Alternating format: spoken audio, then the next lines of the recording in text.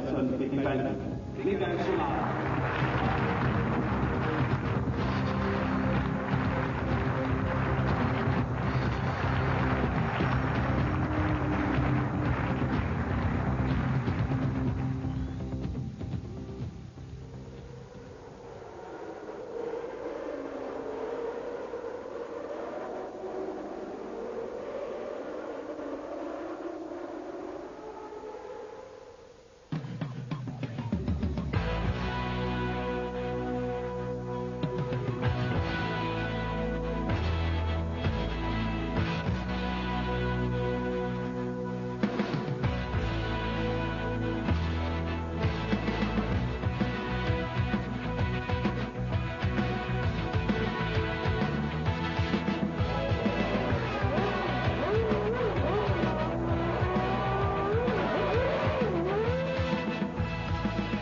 First team to launch their 1995 championship challenger is Jordan.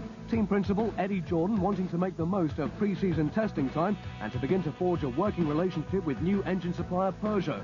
The French engine manufacturer will be hoping for better things from their new 3-litre V10 and not a repeat performance of last year. 1995 sees another new team in Formula One, 40. Drivers are Brazilian new boy Pedro Diniz and the experienced Roberto Moreno.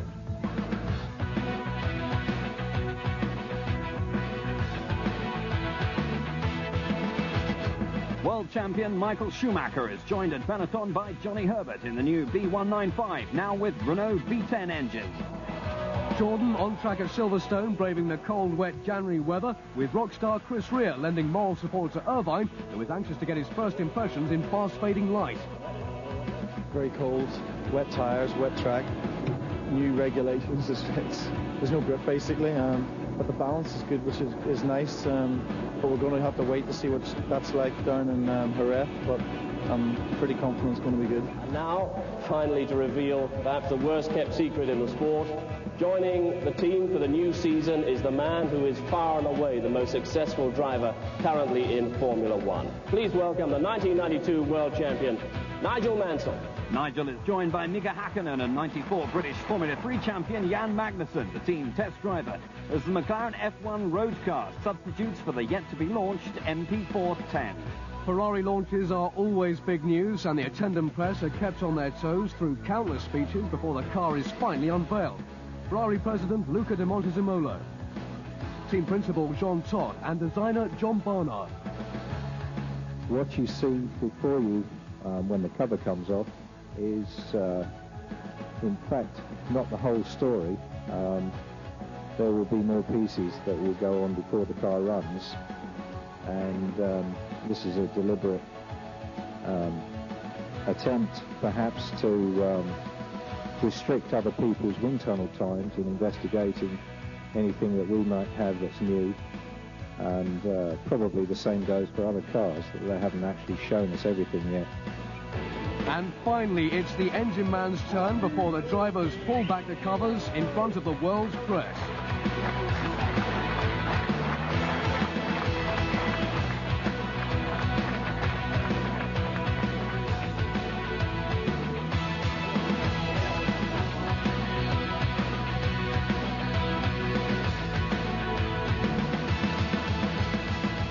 Ferrari private test facility, Fiorano.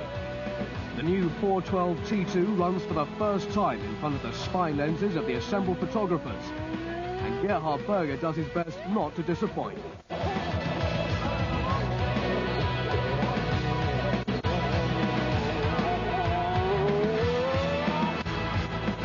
The Austrians' first impressions are positive but qualified. Seems to be alright, doesn't have any problems at the moment. Very difficult to say because it's different aerodynamic than the other car, it's sliding and these things, but I don't see anything wrong on it. Damon Hill is in relaxed mood at Jerez, as are the Williams team in general. The reason? More wet weather. The Williams does get some running in, however, in an interim spec car, and winds up the week comfortably quickest, ahead of fellow Renault V10 team Benetton with their new car, taking the opportunity to check that the new champion hasn't grown since last season. It's wet at Silverstone too, as the new Tyrrell Yamaha is put through its paces by Katayama. Back in London, the warm, dry confines of the Science Museum play host to another McLaren extravaganza. This time, the launch of the new MP410. McLaren Mercedes MP410. The car with which Nigel Mansell and Mika Hakkinen will contest the 1995 Formula One World Championship. Radical progression, this, for McLaren, shaped by the new rules for the new season. Well, I mean, I think everybody will agree when they come and see it, especially from the side, it's even more impressive than the front, and I think we can agree that if it goes as quick as it looks, I think everybody must watch out. McLaren's interpretation of the new rules is certainly very different to that of the other teams. After several troubled years, the Norfolk base of Team Lotus, probably the most innovative of rule interpreters, finally closes its doors. The 1960 Lotus 18 had introduced fully adjustable suspension. Then came the first monocoque in 62, ground effect in 77, and active suspension in 81. Colin Chapman was responsible for them all and took 7 Constructors' Championships before his premature demise in 1982. Thanks to the remarkable efforts of Ayrton Senna, a handful of victories would follow from 85 to 87. But championship success would always elude Peter Waugh, who had taken over from Chapman. From 1991 to the end of 94, lack of finance put paid to any more victories, and despite every effort, Peter Collins finally had to give up his dream of re-establishing Team Lotus. The last Chapman victory came at the Austrian Grand Prix in 1982, the late Elio De Angelis taking the flag for Lotus's 73rd win. Only 6 more would ever follow.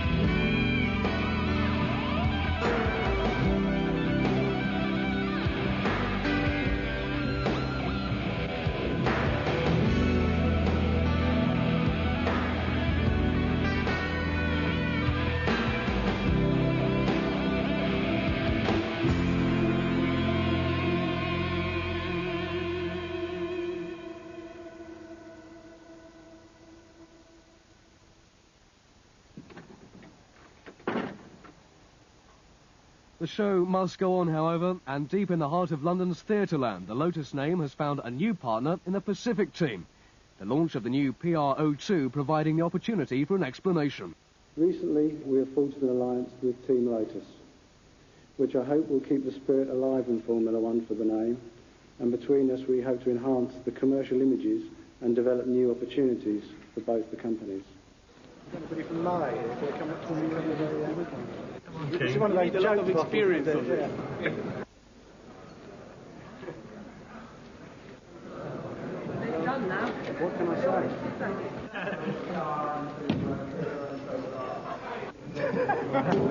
Yeah! Pacific are somewhat out of practice when it comes to opening the champagne, but at Didcot not only are they well versed in the art, with the launch of the new car, expectations are high for 1995. I really am fully prepared for this year.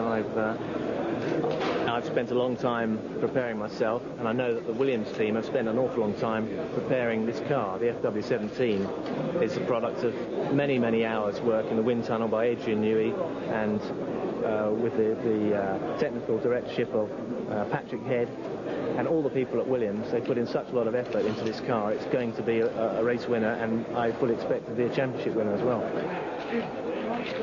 You know, Adrian and the team have used some very interesting ideas to get round or to adapt to the new regulations. And if it goes as quickly as it looks, then we'll have a race winner.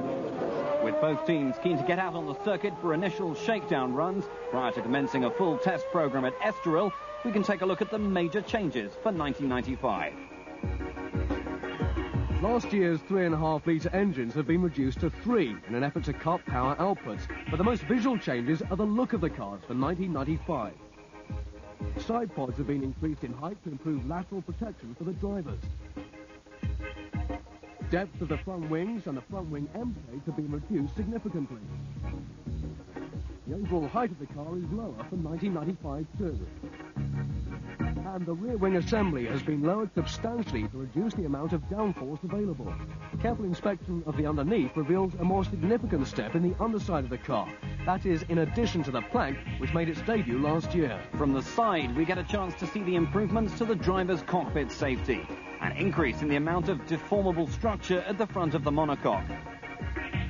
Higher sides to the cockpit, as well as an overall elongation of the cockpit aperture, will improve both safety and driver comfort, particularly beneficial to taller drivers.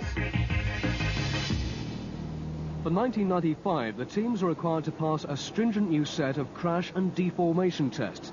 Not only the monocoque subjected to a number of external loads, measurements are also taken to determine the effect on the inside of the cockpit, and the teams have to pass the criteria set by the FIA on all the tests.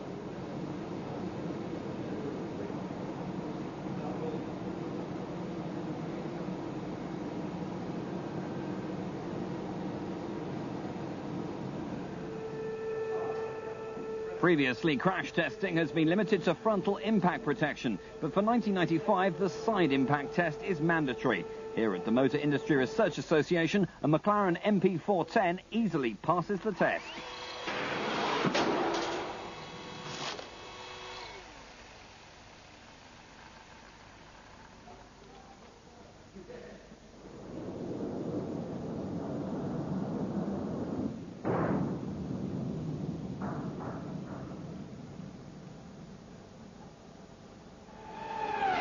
As for the drivers, Mika Salo lands a Tyrrell seat for 95 with just 2 Grand Prix experience. His first in a Lotus at Suzuka last year came by chance, and he was thrown in at the deep end. I think it was 6 days before the race, and said, do you think you can drive? It's next weekend with no testing, and just go there. I never sat in a Formula 1 car in my life, but that's always what I wanted, so I said, yes, I know the circuit. I don't think it's the problem. I go. And that was it. And next 2 nights I just lay on my bed on my back and I was smiling. I was so happy that it was happening. So. Jos Verstappen is released from Benetton testing duties to join Nick Wirth's Simtech team. Roberto Moreno's last Grand Prix was in Spa 1992. Brazil 95 sees the jocular Brazilian second only to Nigel Mansell in the Age League. Taki Inui is new to Formula 1. He joins Gianni Morbidelli at Arrows, this year with Hart V8 power. Domenico Schiattarella gets the second Simtech seat after making his debut with the team at Jerez last year. Big news at McLaren is that Blundell replaces Mansell for the first 2 races. Nigel doesn't fit in the car. Whilst Nigel could fit in the car, it was quite clear that he couldn't drive the car when he was sat in it. Even in the workshop, we were, both he and the team, were quite optimistic that whilst being snug, it wouldn't hamper his ability to drive the car, but that proved definitely not to be the case in Estoril. He was really quite badly bruised after the first day, and to his credit, continued to work with us in order to highlight some of the development problems that we had on the car. No one will forget the incident that decided the 1994 championship. Whatever your standpoint, a lot of questions remain unanswered. It's been very hard all the way. It was a terrific race, and all I can say is that it's over now, and it's a bit of an empty feeling, but I think I gave him a good run for his money, and he certainly was feeling the pressure because he ended up falling off the road. Can the champion sustain pressure?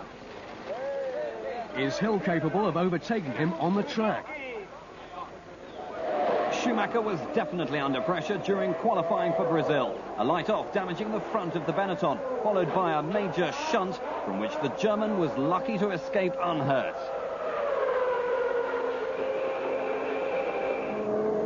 Nevertheless, he's still managed to qualify on the front row alongside Damon Hill, 3/10 slower than the Englishman. With Coulthard third, Herbert fourth, and Berger and Alesi fifth and sixth, the Brazilian crowd would have to look back to 16th spot to find new hero Rubens Barrichello in a Jordan Peugeot. At the first corner, it's Schumacher who sneaks past Hill from Coulthard. A flying Hakkinen, Berger, Herbert and Alesi as Parnis Ligier is an early casualty. The Frenchman's car spinning on the exit of the first corner and hitting the inner wall. On the run down the sixth gear back straight, Hill climbs all over the back of Schumacher's Benetton, as already a small gap is developing back to Coulthard in third. The champion is right on the limit in his attempt to hold on to the lead, locking up his brakes into the second gear, Vico Dupato.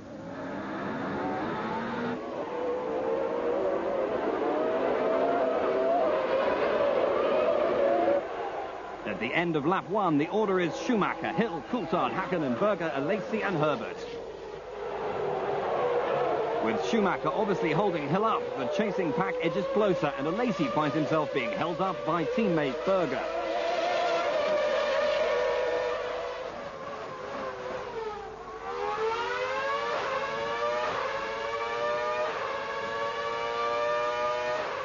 On lap 3, Hill took a stab at wresting the lead, only for Schumacher to give him the chop, force him to back off, and Coulthard nearly finding a way past.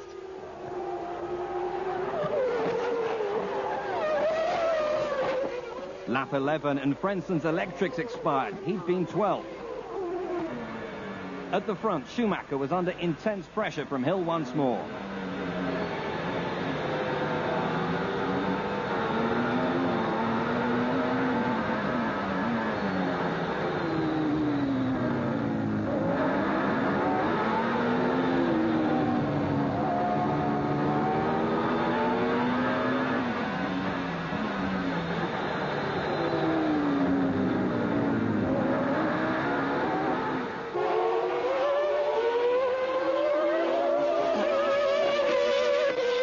Lap 16, 9th place Katayama had spun and stalled, the Japanese suffering from huge understeer in the T-car. Eddie Irvine's Jordan Peugeot made the first pit stop of 1995, but never rejoined. Gearbox failure would be the first cause of Jordan retirement in the new season.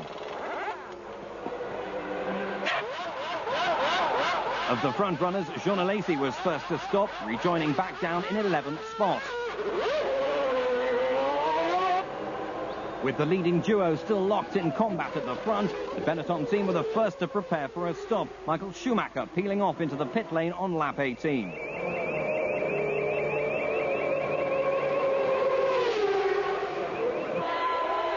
Williams were ready too, but for Schumacher things weren't good. He rejoined behind Berger's Ferrari, and the Austrian wouldn't be easy to pass. At the end of lap 21, Hill came in for his first stop. It was longer than Schumacher's, but with the German having lost time behind Berger's Ferrari, Hill would keep the lead.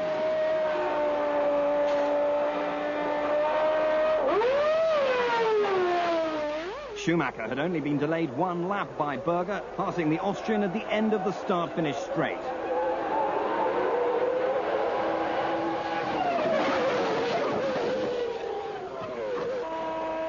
Hakkinen was in on lap 23 from second position, to the delight of Ron Dennis, the troublesome MP410 going much better than expected. With Hill leading and Schumacher second, the Williams was able to steadily pull out 2 or 3 tenths per lap.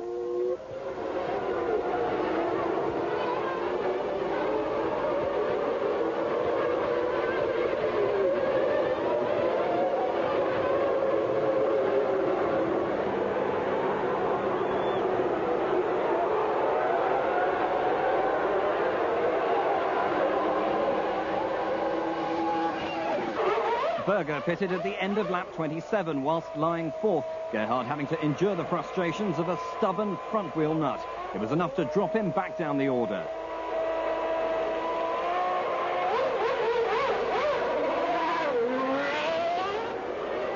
Having dropped to 7th after his pit stop, Hakkinen was elevated by Berger's misfortune to 6th and almost immediately disposed of the other Ferrari to move into 5th on lap 28.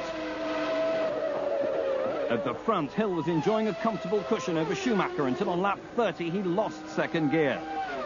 Then at the start of lap 31, things went terribly wrong.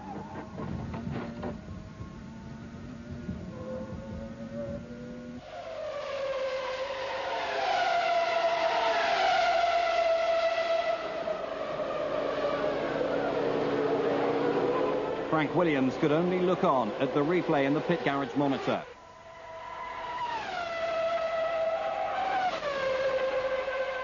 Thus, Schumacher inherited the coveted lead position, but Briatore's joy would be tempered with Herbert's demise on the same lap, Johnny being taken out by Suzuki's Ligier.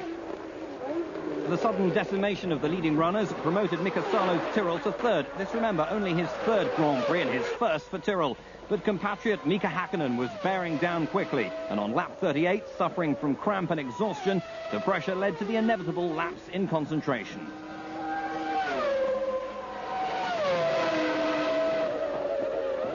Coulthard had taken the lead when Schumacher made his second stop, but on lap 45 it was Coulthard's turn and roles would be reversed. With Benetton on a three-stop strategy, Schumacher still needed one more stop, which duly came on lap 52. Slick teamwork by the Benetton crew ensuring that Michael could get in and out without relinquishing his lead. Coulthard was some 8 seconds behind the Benetton and could do nothing to catch the champion before the checkered flag. It was therefore an easy win for Schumacher and the delighted Benetton team. Coulthard would finish second after an uneventful but solid opener to his 1995 campaign, and Gerhard Berger would cross the line third in typically dogged fashion after that earlier problem in the pits. For Damon Hill, it was 10 championship points lost, and more importantly, to his chief rival.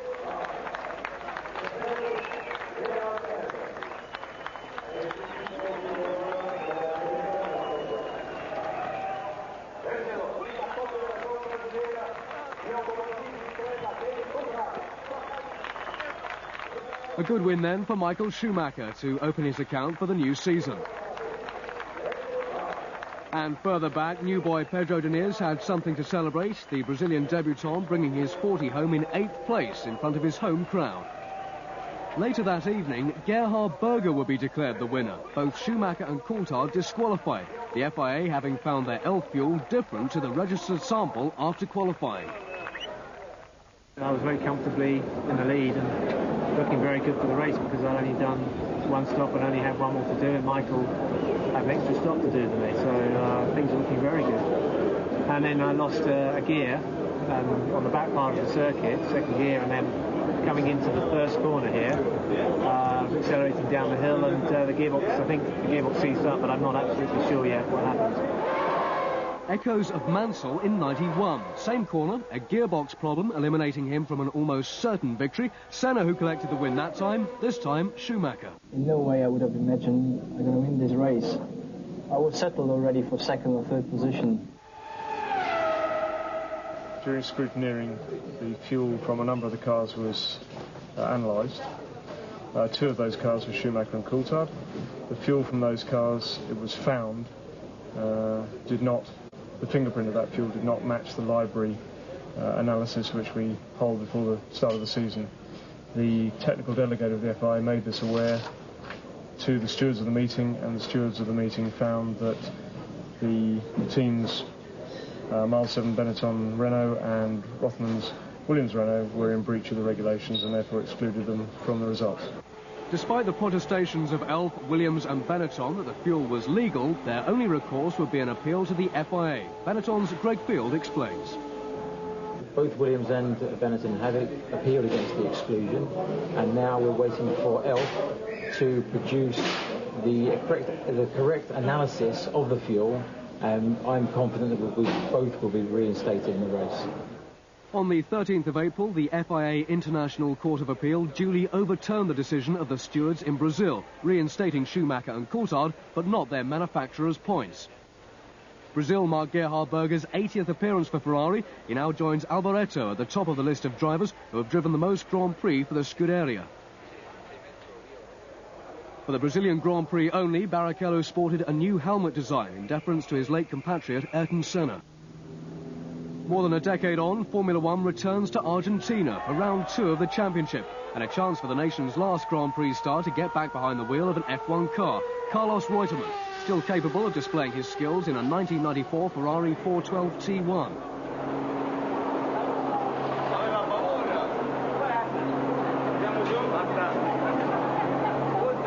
After turning in some very quick laps and obviously enjoying every minute, perhaps this little chat with 2 former employers might have some significance.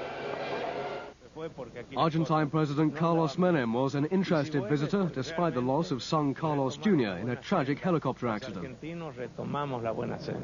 If the Formula One has returned, that gives us great credibility. When it left, it's because we didn't have any more credibility in the country. Now Argentina is back in race and we are very proud. The President presented David Coulthard with the Carlos Menem Jr. trophy in honour of his pole position, Coulthard's first in Formula One. The Scot had dominated qualifying ahead of Hill and Schumacher, with Irvine 4th, Hakkinen 5th, Alesi 6th and Salo up in 7th.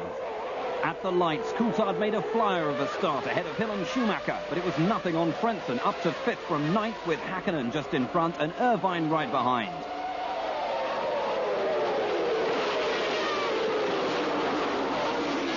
Then chaos. Who touched who first was not important, but Alesi, Salo, Bedoes Minardi, Herbert, Parnis, Martini and Barrichello were all eliminated in one fell swoop. No question, red flag, and the race was stopped. Only Luca Bedoe would not make the restart. The rest either in spare or repaired cars, ready for another go. Again, Coulthard was first away, this time from Schumacher, then Hill, as Hakkinen found the rear of his car savaged by the nose of Irvine's Jordan. The McLaren driver spinning into instant retirement while the Jordan headed for the pits.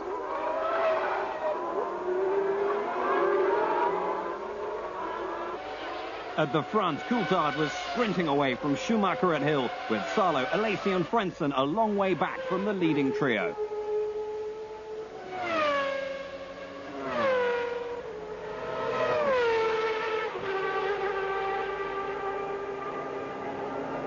All eyes were now on the Hill-Schumacher battle as the champions struggled to hold one Williams at bay whilst keeping in touch with the other ahead. Then on lap 6, fate played its hand. Coulthard slowed dramatically. In an instant, he was demoted to 3rd. An electrical gearbox problem, the culprit. A lap later, and Irvine was out for good this time, the Peugeot dumping its oil. With Hill still climbing all over Schumacher's tail, Coulthard quickly eliminated the gap to 3rd.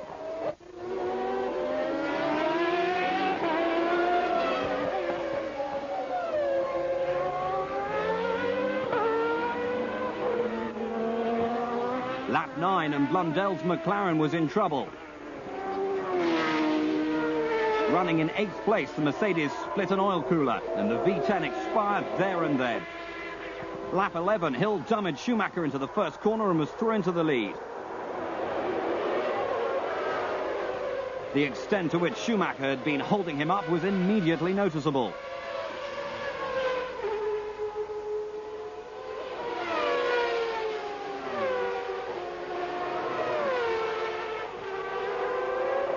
Now Coulthard needed to find a way past the German. At the start of lap 16, Coulthard took the bull by the horns, passing Schumacher the hard way after the Benetton driver had tried to box him in behind Martinez Minardi.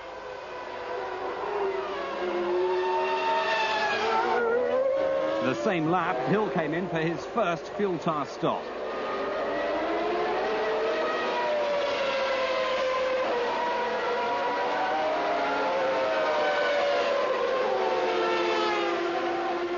.5 seconds later, he rejoined in 3rd.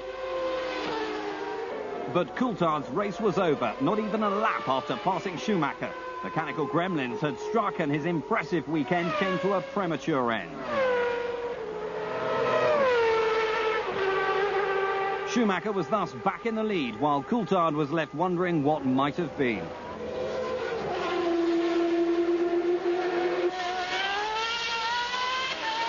On lap 17, Schumacher was in for his first stop of the afternoon.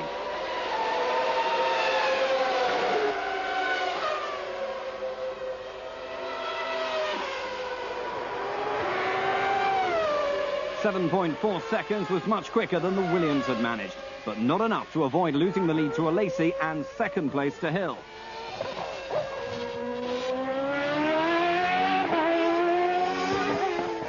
With Hill and Schumacher adopting 3-stop strategies, Alesi was on a 2-stopper, and it wasn't long before the Ferrari had the Williams right on its tail.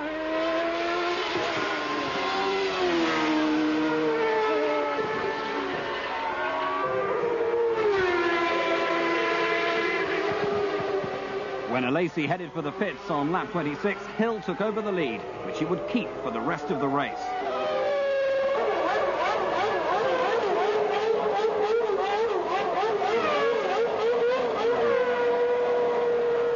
Alesi, though, the battle was with Schumacher for second place, and with pressure seconds ticking by in the pits, the German was edging closer. Cutting it uncomfortably fine, Alesi rejoined, his second position intact, but only just. Schumacher couldn't find a way past and would stay in third. Further back, Johnny Herbert had quietly moved his way up to fourth place in the second Benetton by lap 33. Alesi was safe in second, but still pushing hard. Whilst for Damon Hill, he had lapped the entire field up to Schumacher in third before the finish.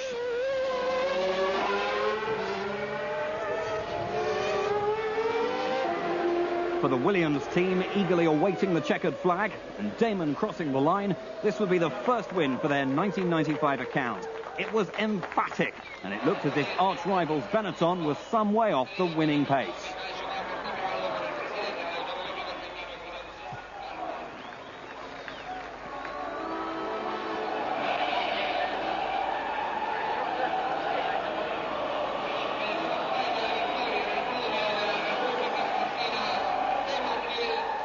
It had been a good return to Argentina, and Carlos Reutemann, here with the president's daughter, must have had many thoughts during the race.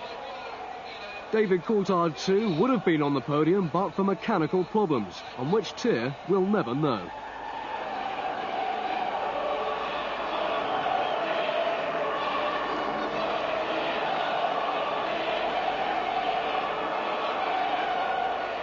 But the day belonged to Damon Hill. Alesi was a competitive second, and for a change, Schumacher wasn't smiling. I'm really delighted. 10 Grand Prix victories. It's great to break into double figures, and it just gets better. And it's great also to break your duck for the 95 season. July 17th, 1995, Fangio dies. I think Fangio was the inspiration for almost everybody who's in this sport, and who is looking for a role model of the perfect sportsman, the perfect competitor, and a great ambassador of the sport. I know that Senna, with whom I was close friends, had the most tremendous regard for him. And one of the thoughts that came in my mind when I heard it this afternoon was that there are two giants who have left us in the last 18 months.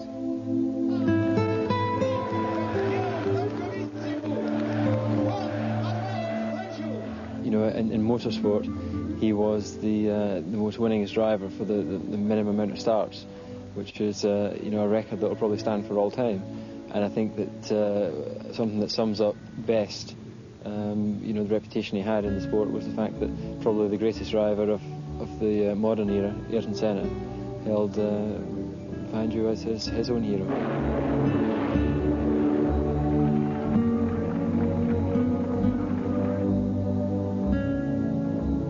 Perhaps I can best explain. I saw Ascari, who was, I think, one of the greats as well, at Bari. He came around this corner in a real power slide, and he just touched the straw bale and went on. And every lap he was doing this. Fangio came round in the same race, same sort of speed, same sort of power, but he didn't touch the straw, but he just flicked the straws.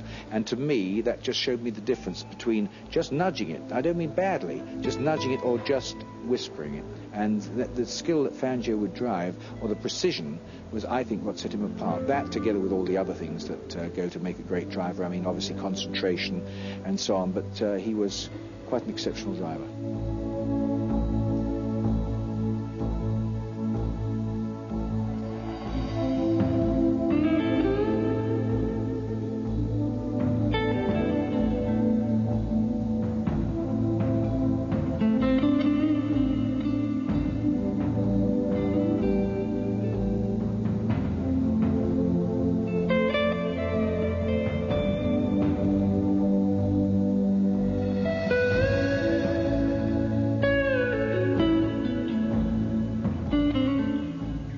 Into the room, the hush was silencing.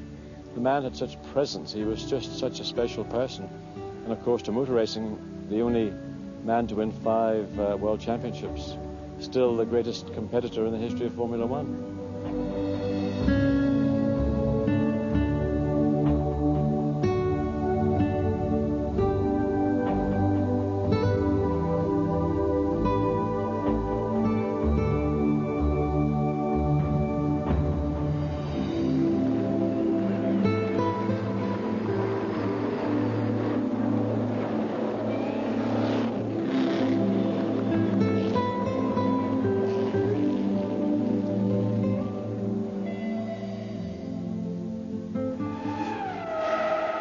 In Argentina, Gerhard Berger had radioed in that his Ferrari was undrivable, suspecting a recurring damper problem. That's when he pitted on lap 14. He was immediately wheeled into the garage, only for his chief mechanic to spot a deflated right front tyre.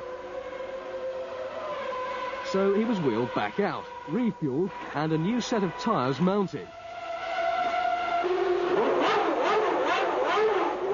And off back into the race after an 81-second stop. Sixth place at the checkered flag was a remarkable achievement. Mansell would finally make his 95 debut at Imola in a new wider McLaren MP410. Realistic hopes is to qualify as well as I possibly can, and where that will be, I don't know. But to have reliability, and I'd like to just finish the race, and if I can be in the points, then that'd be great too. A year after the tragic deaths of Roland Ratzenberger and Ayrton Senna, the Formula One circus returns to Imola for round 3 of the championship. And with Berger's red number 28 starting on the front row, the Tifosi have plenty to shout about. But first, 1 minute silence.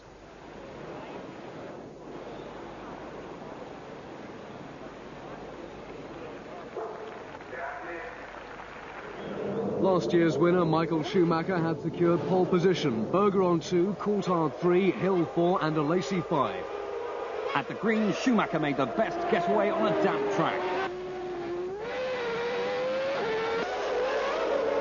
Formula One returnee Nigel Mansell made a poor start and lost several places. Schumacher led Berger into the new Tamburello chicane.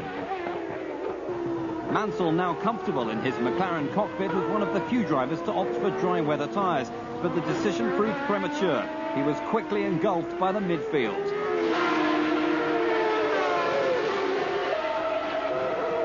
So initially a Benetton-led Ferrari, just as it ended last year. The backmarkers were to play an important role in the race.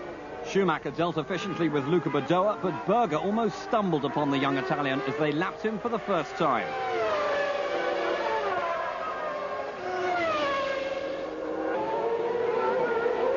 With the track drying quickly, the decision on changing the tyres had to be made imminently. Berger was the first to change at the end of lap 5. The Ferrari mechanics did a good job, but their man still lost 3 places and dropped to 5th. Schumacher now led Hill comfortably, avoiding a wayward backmarker in the process. Teammate Johnny Herbert enjoyed eventful first laps. He managed 2 spins, including this double 360-degree.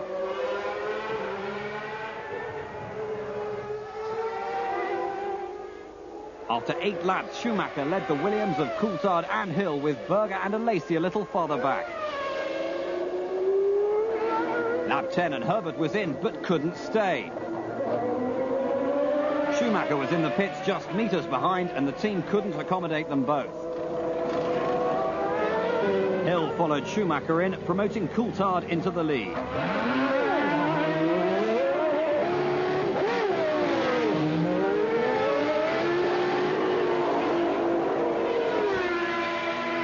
Halfway into his first lap on slicks, Schumacher pushed too hard too soon.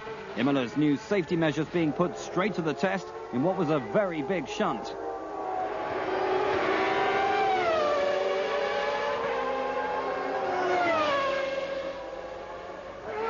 The drama promoted Berger into the lead, to the delight of the crowd. Behind the Austrian, Hill was second, while Coulthard and Alesi fought a fierce private battle for 3rd place.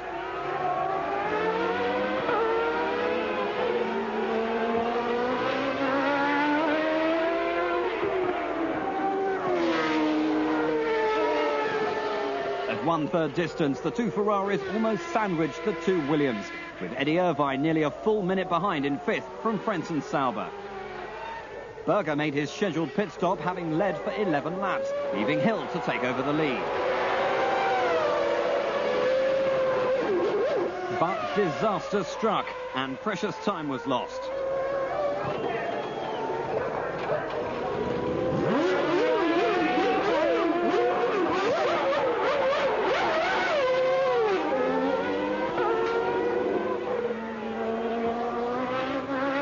Front, Hill was under pressure now from Coulthard and Alesi.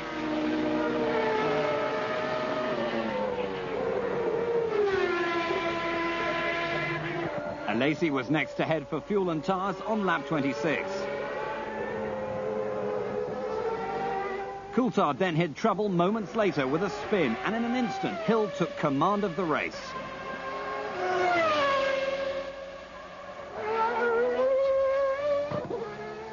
The young Scot recovered and headed for the pits and a fresh set of tyres.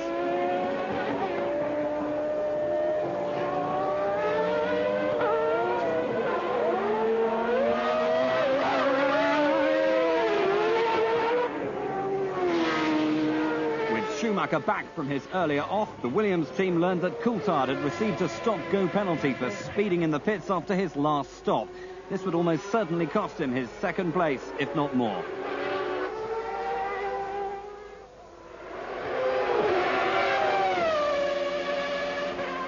On lap 35, he was in, the 7th driver in the race to experience the FIA's new and clearly efficient electronic policing methods. Not only is pit lane speed under scrutiny, but for the first time, jump starts. By now, Alesi was in a safe and lonely second place. Then Mansell was in for a new nose section, followed by Coulthard back in the pits yet again.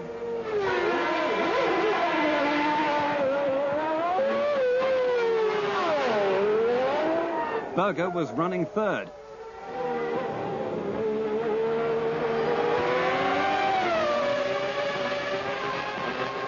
Mansell had been running fifth, but this coming together with Eddie Irvine dropped him to 10th at the finish. Irvine was not over happy at Mansell's return to Formula One.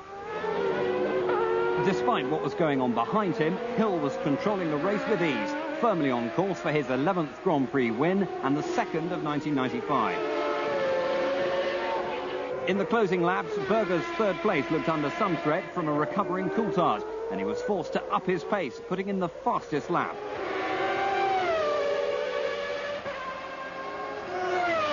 Reeling off the final laps, watched by an anxious Frank Williams and wife Georgie, Damon's win was the perfect riposte for the Williams team 1 year on. For the expectant and these days patient Tifosi, a win was not to be at Imola, but the signs are good for the season ahead, with Alesi finishing second and Berger third. A jubilant Hill was now firmly leading the championship, 6 points ahead of Schumacher and Alesi.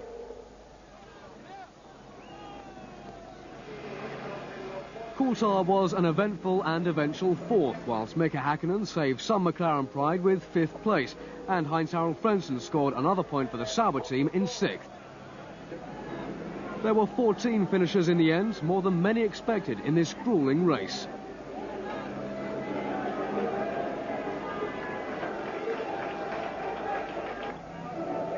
In Damon's battle with Schumacher for the championship, it was a useful 10-point advantage over the German. On a day when those around him made mistakes, Hill never put a foot wrong.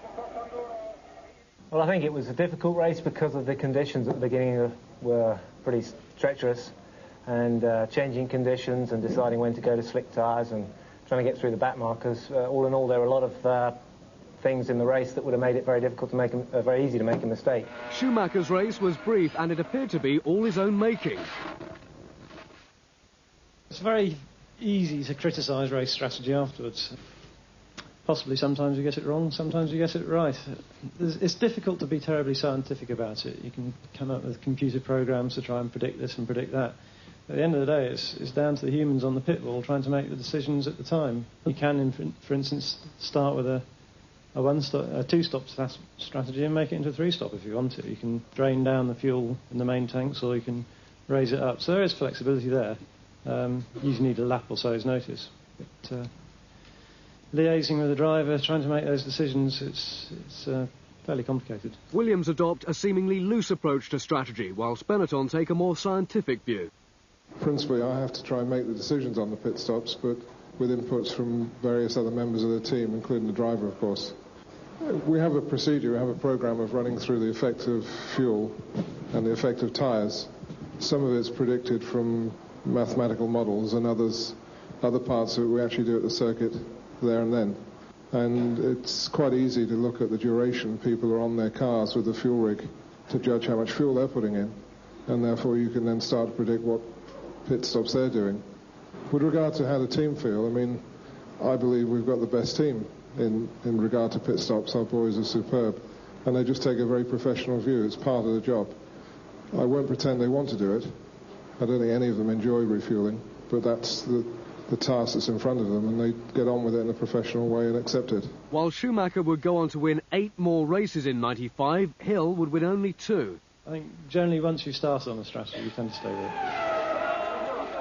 Martin Brundle gets his first race in the number 25 Ligier, replacing Japanese driver Aguri Suzuki for Barcelona. While Olivier Panis keeps his seat all year, Brundle and Suzuki will be in and out on numerous occasions.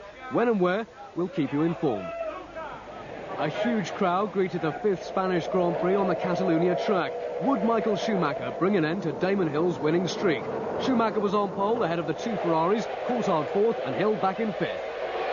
Seen here through Eddie Irvine's camera, Coulthard makes a dreadful getaway, losing ground to Hill, Irvine and Hakkinen. Schumacher makes no mistakes and leads securely into the first corner ahead of Alesi. Hill's next up, followed closely by the other Ferrari of Gerhard Berger. Alesi's start was a scorcher, but he couldn't make up the ground Schumacher had from pole.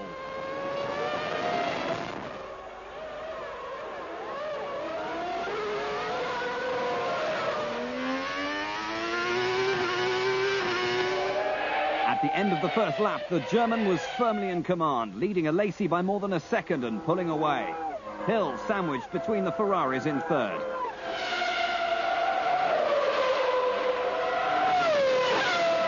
Having disposed of Hakkinen, Coulthard was now battling for 5th with Eddie Irvine. The extra power of the Renault V10 allowing him to complete a bold move at the beginning of lap 7.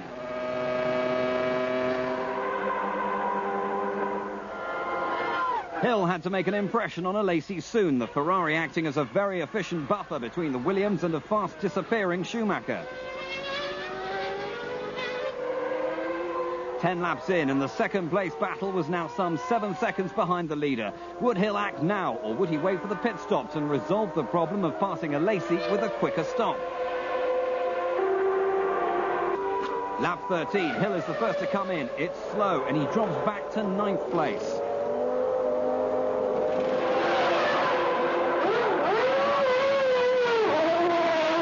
All signs are that Hill's on a 3-stop strategy, and expectations are that Schumacher is too.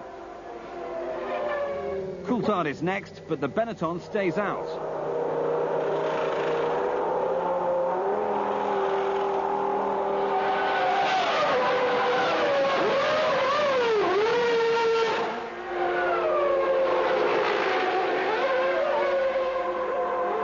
Now it was Berger's turn. 3rd as he came in, he dropped back 5 places despite slick pit work from the Ferrari crew. Not only was Schumacher staying out, he was lapping quickest. 3 laps later than Berger, Alesi was in from 2nd, ahead of Hill's Williams, but the Ferrari was in and out before Hill could take that 2nd place.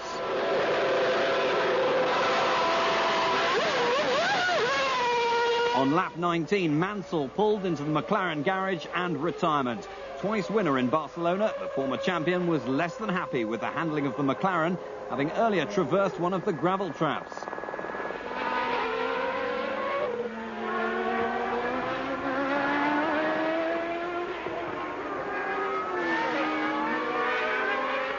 Finally, on lap 21, with a 3rd of the race gone, Schumacher was in for the first time, and it looked as if he'd stopped only twice. He resumed in the lead. By now, 2nd place Alesi had Hill filling his mirrors from behind, and Brundle's Ligier, which he was trying to lap, holding him up at the front. The Ferrari horsepower seemingly unable to overcome Ligier's Mugens on the straight.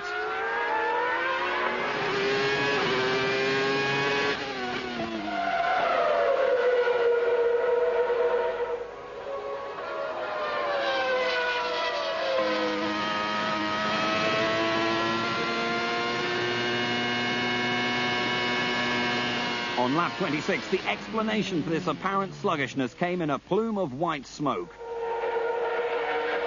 This was the first race retirement for Ferrari in 1995. No consolation, though, for Todd.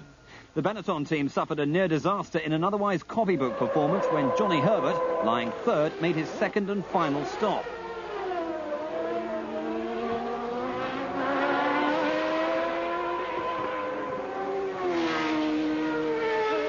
Incredibly, no one was hurt. Even the jack was undamaged when retrieved from the end of the pit lane.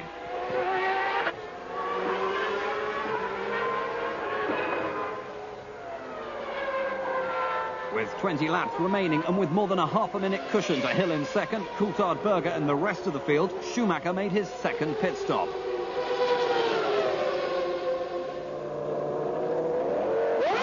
The jack stayed with the mechanic this time, and Schumacher rejoined still ahead of a charging Hill, who closed to within 3.5 seconds, setting the fastest lap in the process. Lap 54 compounded a miserable day for McLaren, with Mika heading straight for the garage. Williams instantly hit trouble too, Coulthard coasting to a halt with smoke pouring from the gearbox. The sudden loss of two front runners promoted Eddie Irvine to 5th, Barrichello to 6th, and brought some encouragement into the Jordan camp. With Schumacher leading comfortably and Herbert lying 3rd, Benetton looked clearly superior to Williams for the first time this year. It looked an easy lights-to-flag victory for the current champion.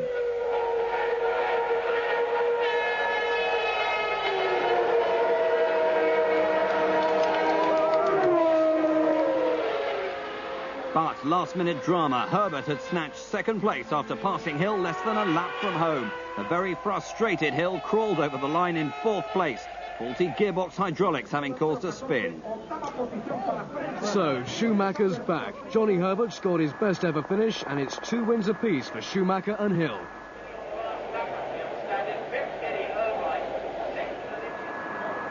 After all the talk of Schumacher's inability to withstand pressure, Barcelona provided a convincing reply. I had this situation before where people thought I'm under pressure, where things happen, and I always gave straight away back the answer, so I did now again. Certainly, I'm happy for this as well, because if, for example, something would happen again mechanically, or people would start going on with this, but I think I couldn't prove better with pole position and winning the race. What is pressure doing to me?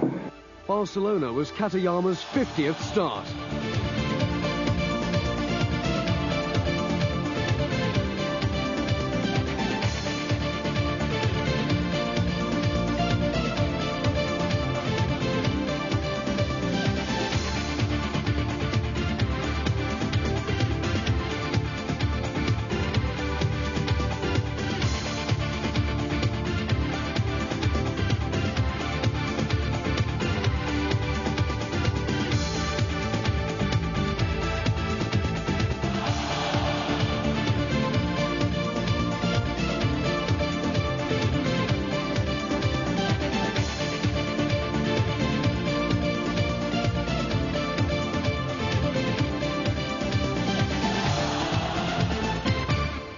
If you put David and Johnny and myself in a room together, we could have a good laugh, you know.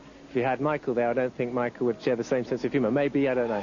After Barcelona, Nigel Mansell had enough. Both he and the team concluded, unless irrespective of the performance of the team and the car, he could give 100%, and he wasn't really being honest to himself or the team. And in those circumstances, it was better not to continue the relationship. Carl Wendlinger was officially being rested by Sauber and will be replaced by Williams test driver Jean-Christophe Bouillon in Monaco. Basking in the Mediterranean sunshine, the tiny principality was hosting its 53rd Grand Prix. Hill had taken pole ahead of Schumacher and an impressive Coulthard. Hill got the start he needed, beating Schumacher off the line, but further back, chaos threatened. Alesi was squeezed towards the barrier by Coulthard. The two collided, causing mayhem. Berger was instantly eliminated too. Both Ferraris out at the first corner. In the ensuing traffic jam, Barrichello managed to maul teammate Irvine's front wings. It was disbelief at Ferrari.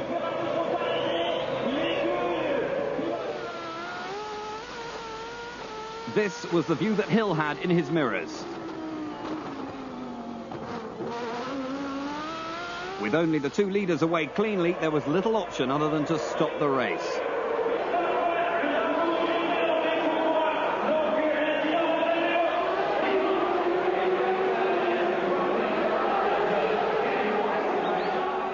Ferrari had their work cut out, both drivers needing spare cars. A Williams for Coulthard and numerous repairs and replacement parts at Jordan.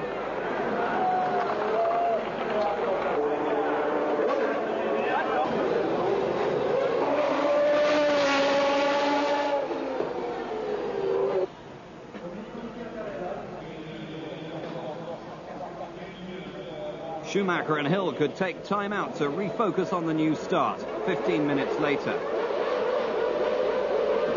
At the green light, Hill again outgunned Schumacher, but further back, no less than 6 cars were caught jumping the start. Schumacher tried harder this time, but could do nothing to get by Hill. With the second attempt, everyone was cleanly through the first corner. Although Hakkinen and Herbert did come close.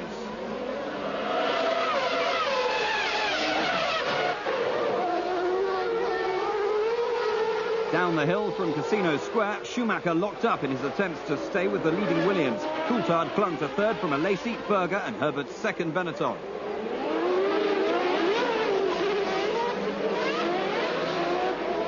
Schiattarella could only watch, both Simtex out of the running.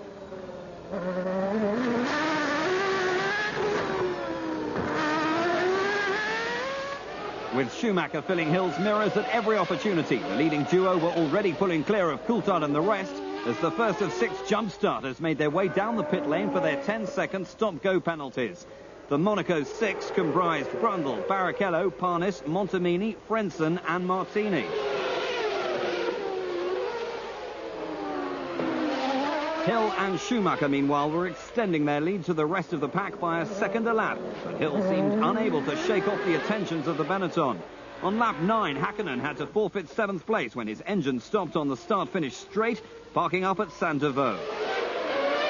The 2 Ferraris were still hard on Coulthard's heels at 1/5 distance, albeit some 13 seconds behind the leaders. Remember, all 3 drivers were in their spare cars. Frentzen, also in a spare car, dropped to 15th after serving his jump start penalty, but soon gained a place when Coulthard slowed and retired, his gearbox jammed in second. Strategy became the next item in the afternoon's programme of entertainment, and in particular that of Hill and Schumacher. Would they come in together or not?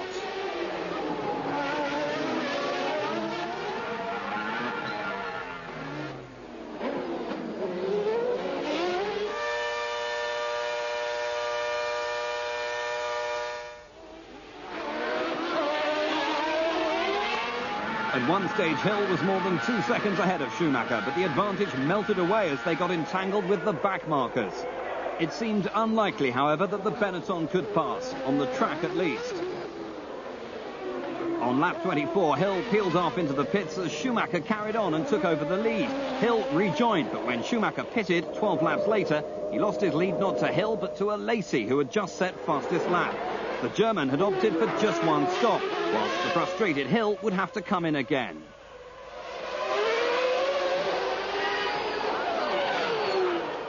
Suddenly, Alesi was eliminated in this tangle with a lapped Brundle. Jean Todt could do nothing but watch. Berger chose Hill's strategy and pitted twice, out of contention for victory, but on course for 3rd place. Jean Alesi was not a happy man. And neither was Frank Williams. Ron Dennis, on the other hand, had some cause to be satisfied. Mark Blundell, deputising for the departed Mansell for the 3rd time this year, was heading for 5th and 2 World Championship points. Sauber driver Frentzen was looking at 6th spot after a troubled weekend and that earlier stop-go penalty.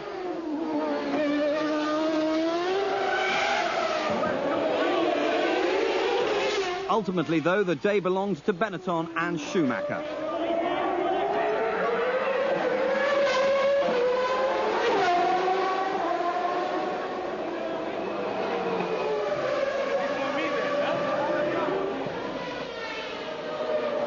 It was Renault's first win in the Principality after 16 years of trying. For Damon, disappointment, 2nd place and a missed opportunity to add his name to the trophy his father Graham won 5 times. Schumacher had dominated the race and scored his 2nd consecutive win in the championship to make the score 3-2 in his favour. Berger enjoyed his 4th podium finish in 5 races, and Johnny Herbert followed up his fine 2nd in Barcelona with 4th in Monaco. Grand Prix debutant Jean-Christophe Bouillon finished 8th in his Sauber. Things had looked so different at the post-qualifying press conference. I'm very confident because I felt like the car, the way I had it, I could drive it for 80 laps. Also, well enough, you know, it was comfortable to drive like that, and that's vital. I'm not too pessimistic. The gap we see now in qualifying will certainly not the gap we're going to see tomorrow. And I just hope we turn it around to another gap. Incredibly, Hill was nearly a second faster than Schumacher in qualifying. Yet on race day, the Benetton driver had clawed back that time and more. Hill and Williams have been beaten on all counts. I think that I'm bitterly disappointed not to win here because I thought the car was very good in qualifying, and unfortunately in the race the car didn't match up to the way that it behaved in qualifying. And I can't really explain why that should be, but Michael drove a fantastic race, and again Benetton did a better job of the strategy, and you have to respect that and congratulate them on a fantastic achievement. Monaco marked the last Grand Prix for Nick Worth's Simtech team. Lack of funds cited as the reason after a passionate last-chance plea to his sponsors. Domenico Schiattarella scored the team's best result of 95 with 9th place in Argentina, and Jos Verstappen had been lying 6th in the same race before retiring with gearbox problems. The tunnel's a particularly interesting case, actually, because the tunnel, you have a roof. The tunnel roof actually affects the aerodynamics of the car because the upwash off the rear wing is deflected by the tunnel roof, and that actually causes a special problem because we tend to lose rear downforce in the tunnel. And although it's flat, it's not comfortably flat for the drivers. To Montreal for round 6 and the Gilles Villeneuve circuit. Birthday boy Alesi was hoping to do the honours for Ferrari from 5th on the grid. In front were Berger, Coulthard, Hill, and on pole, Schumacher. Schumacher didn't make the greatest of starts, but held his position, as did the rest of the top 5, from Herbert, Hakkinen, Barrichello and Irvine in 9th.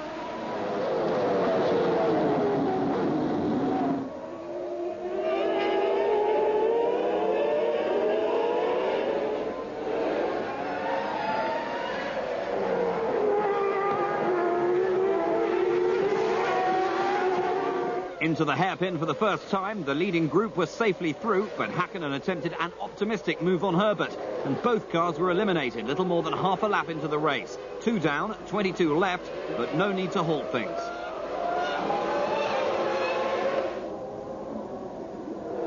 Less than a lap later, Coulthard lost it on a wet patch under the bridge and skated off, leaving his 3rd place to the battling Ferraris, who were lucky not to become entangled in the Scotsman's departure. Lacey managing to steal 3rd place in the process.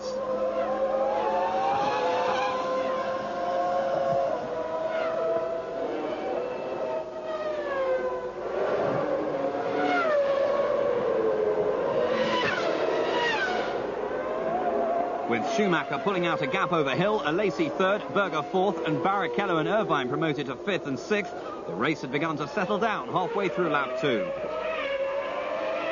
In qualifying, Schumacher had been nearly half a second quicker than Hill, and in the race the margin was proving equal, if not greater. Indeed, Hill was under increasing pressure from the 2 Ferraris behind. By lap 16, back markers were coming into play, and on the approach to the hairpin, Alesi made his move. It looked easy. David Brown was not impressed. By lap 20, Schumacher had a lead of some 11.5 seconds. Alesi was 2nd, and Hill was coming under increasing pressure from 4th-placed Berger.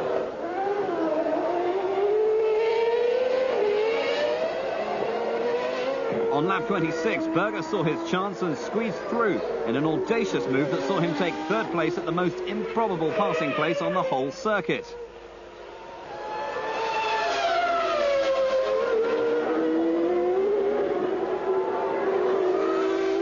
Lap 34, and Alesi was in for his one and only stop. Hill had chosen the same lap, and so had Jordan for Barrichello. Alesi would rejoin in 3rd.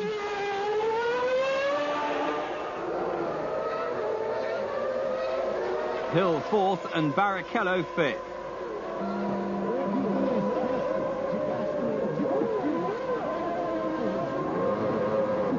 Berger was due in on lap 35, but the Ferrari, which had briefly moved to second place, was coasting.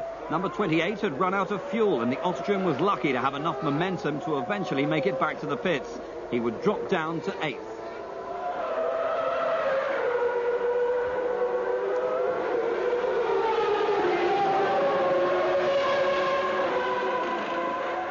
Schumacher didn't come in until lap 38, had no such problems and rejoined with his comfortable lead intact.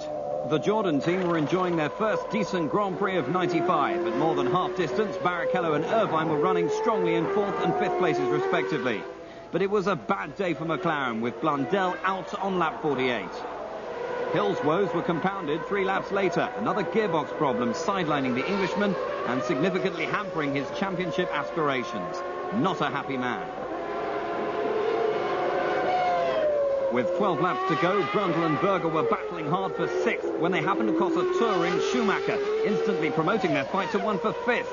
The champion had slowed moments earlier with a very sick-sounding Renault V10. The Benetton crew had a new steering wheel at the ready, and the young German, having lost a minute and a half, was sent back on his way, now down in 7th.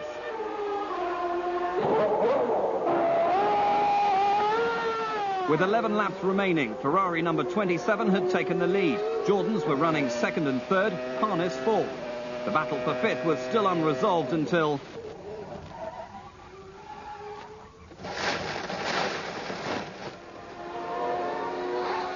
In an instant, Schumacher was elevated to 5th place, with Gianni Morbidelli's arrows up to 6th. With 2 laps to go, nothing else now mattered. Only a few miles separated Alesi from his first win in 91 starts. For the Canadian fans, for the Tifosi back home, for Jean Todt, for Ferrari, and most of all for Jean Alesi, the checkered flag couldn't come soon enough.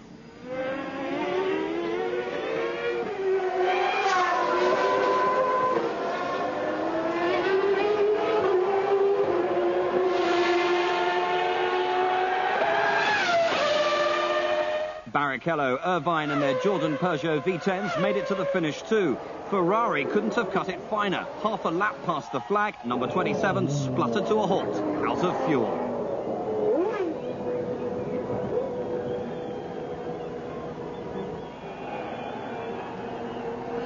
There hadn't been a happier podium for a long time, and Alesi, celebrating his 31st birthday with his maiden victory, was now in the championship chase, only 5 points behind Hill and 12 behind Schumacher. For Damon Hill, Canada was a disaster, but luck cushioned the blow to his quest for the championship. A 10-point advantage was reduced to 2 when Schumacher's Benetton spluttered 12 laps from home, robbing him of almost certain victory.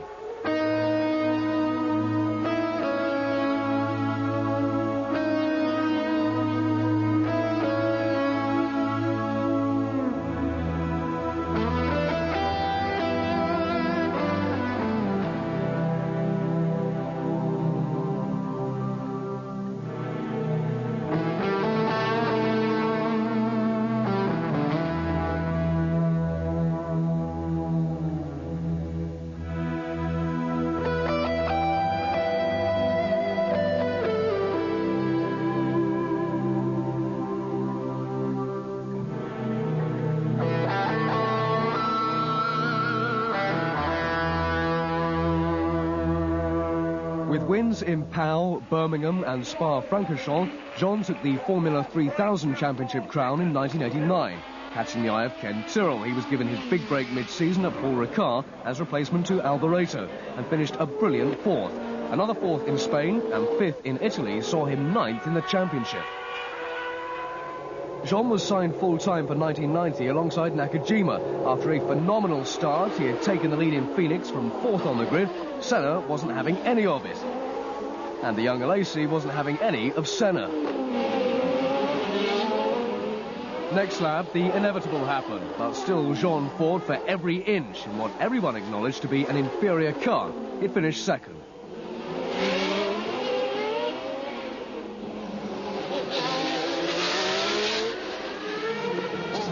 With another second in Monaco, again to Senna, Alesi was earning a reputation as a tough, if emotional, character.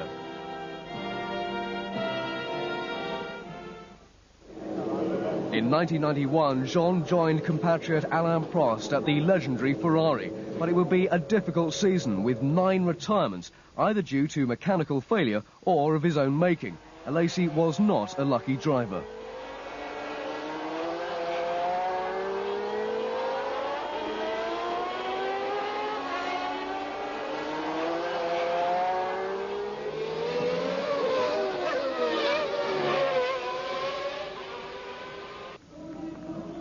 Three third places were the highlights for him, whilst his aggressive style was the highlight for the crowds. 1992 and year 2 of what would go on to become a 5-year stint with the Scuderia. A spate of retirements and ill fortune continued unabated.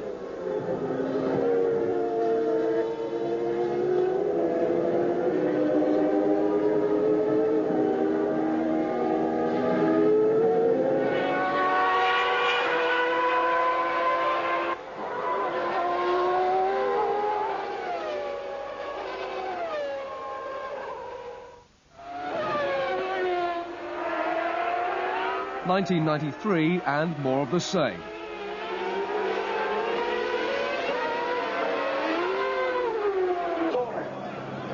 The one highlight being a podium finish at Monza in front of his beloved and much adoring fans, the Tifosi.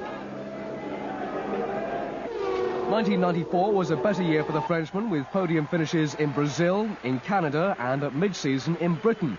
And then, following that epic battle with Mansell in Japan, came another.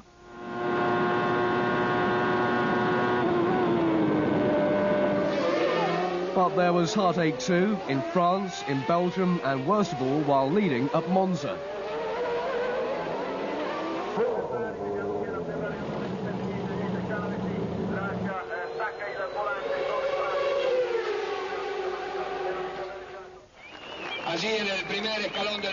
Year 5 at Ferrari started with 5th in Brazil, was followed by 2nd in Argentina, then 2nd in San Marino, and now after 91 Grand Prix, 1st in Canada. Then it was back across the water to round 7, Manicourt. Damon Hill had qualified on pole position, and Schumacher, Coulthard and Alesi. Surprise performers were Barrichello 5th and Parnis 6th. Barrichello, however, would earn himself a 10-second start penalty and ruin his best qualifying performance of the year. At the lights, Schumacher shot across Coulthard's bow but stayed behind Hill, who got away cleanly from his pole position.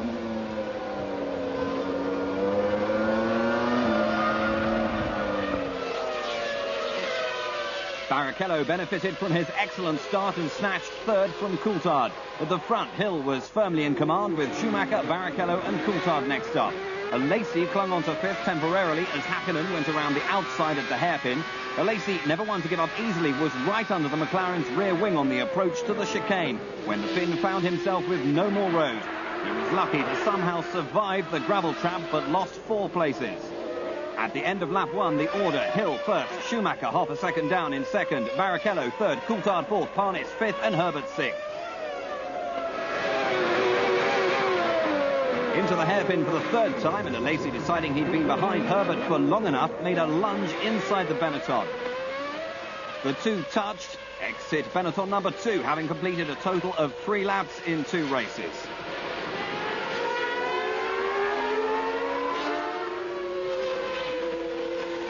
Jump start penalties. Barrichello receiving 10 seconds for his misdemeanor. And Ligier's Olivier Parnis likewise.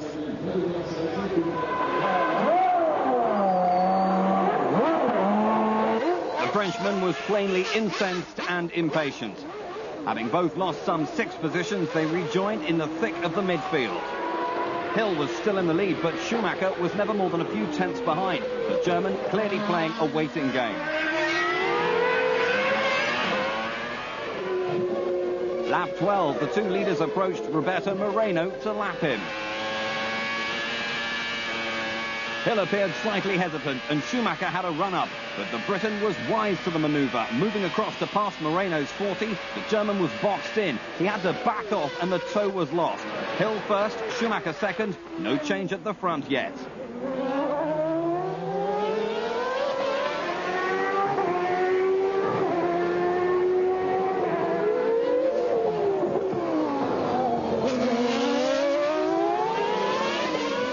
Lap 19, Schumacher was first to dive for the pits.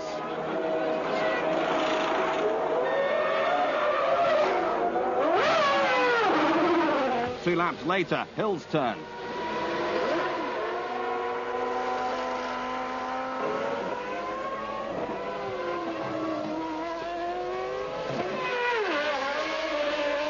Too late, too slow. Benetton had once again beaten Williams where it mattered. Terse words on the pit wall, no doubt. Lap 22, fifth-placed Berger was awaited by the Ferrari crew.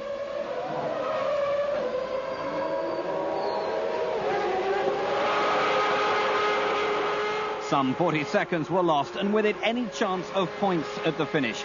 Gerhard would rejoin back in 17th spot. Schumacher was already more than 10 seconds ahead of Hill by half distance.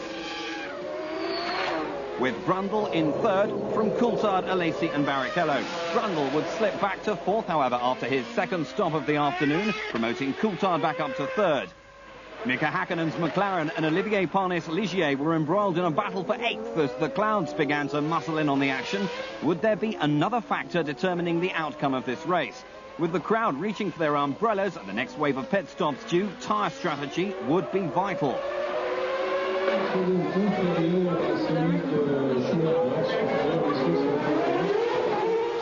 Lap 43, Hill was in and for slick tyres.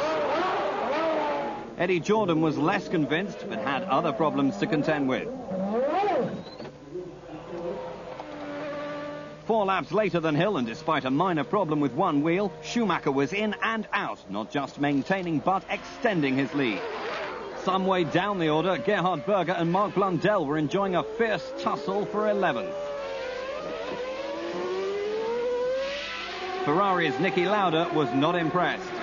Fifth-placed Alesi was bearing down on them both, Berger moving over so as not to impede his teammate. Lap 55, Brundle stopped for the third and last time, again losing third to Coulthard. Alesi was now trying to lap Blundell's McLaren, the Englishman certainly proving a trying temperament as far as the Ferrari driver was concerned.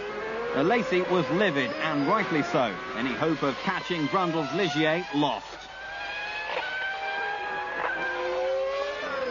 Brundle's chance was clear, less than a second behind Coulthard now. Third, a real possibility before the checkered flag.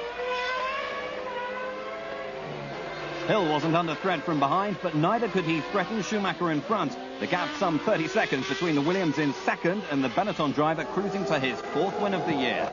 Brundle kept up the pressure on Coulthard, but ultimately had to give way to the Scotsman, forfeiting the final podium place. Schumacher now had 4 wins, 2 Hills, 2. The Williams proving reliable this time, but lacking pace in the race. Ligier, celebrating their 300th Grand Prix, had figured strongly on home soil, thanks to Martin Brundle's efforts, and despite his jump start penalty, Rubens Barrichello snatched a point in the final reckoning. In the battle for the championship, Benetton had clearly given Schumacher an advantage. Hill and Williams would have to go back home and give their performance some serious thought.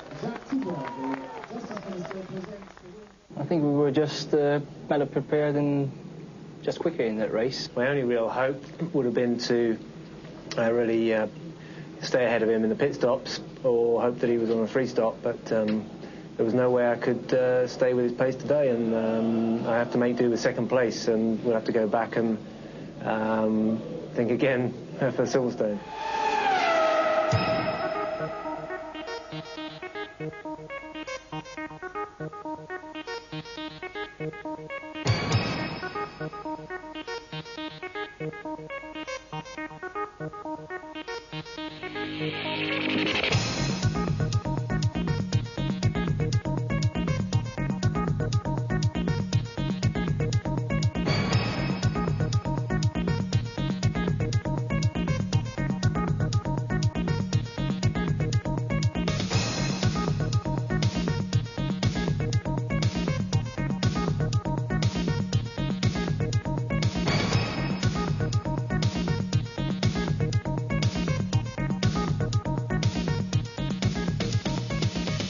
They arrive by helicopter, by plane, by car and on foot. International celebrities, royalty, politicians, sporting stars, corporations, sponsors, guests and fans from around the world. Formula One is enjoying record support. Sellout Grand Prix in 1995 included a world record 205,000 spectators on race day alone at the final race of the season in Australia. With 17 Grand Prix this year, the Formula One fraternity will have visited 13 countries, excluding the Principalities of Monaco and San Marino, across 5 continents. Media coverage is at an all-time high, with more television, more radio and more magazines and newspapers attending the races than at any other time in the championship's history.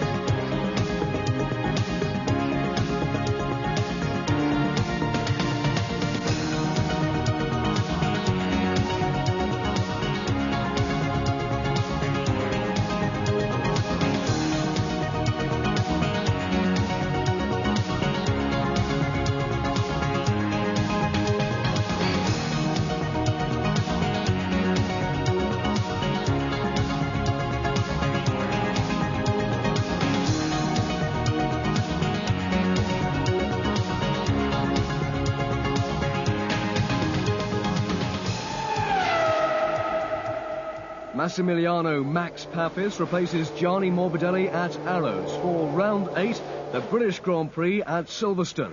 Damon Hill had claimed his 4th pole position of the year, but had dug very deep to achieve it against Schumacher sitting alongside. Once again, Barrichello was on the move before the green.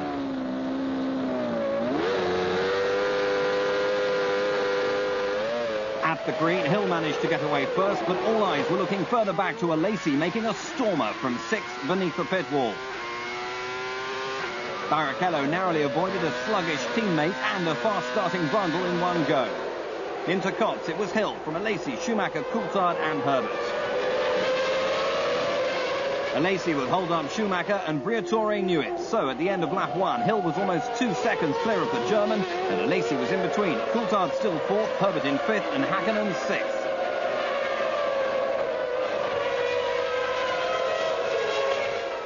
Irvine's Jordan lasted but 2 laps with electrical problems. His Jordan teammate was lying in 7th, but the inevitable jump start penalty would drop him down the order. Not content to relinquish his 2nd position, Alesi was giving Hill the opportunity to pull away at the rate of a 2nd a lap. At 1/3 distance, the first round of pit stops loomed. Coulthard, the first of the leading bunch to make his stop, dropping him to 8th.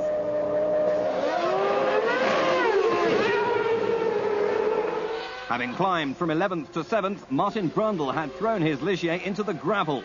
With the loss of Irvine earlier, the British contingent had shrunk by 1/3. Berger's pit stop woes were set to continue at Silverstone. Note the wheelman on the front left.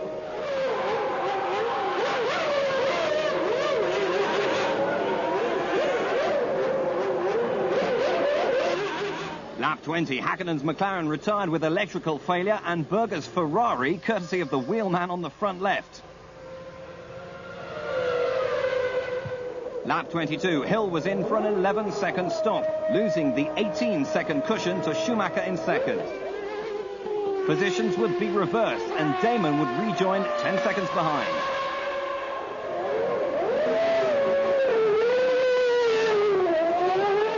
Further back, Alesi and Coulthard were fighting over 4th. Coulthard seemed quicker, but the Ferrari seemed very wide. Max Papis' debut lasted until lap 28.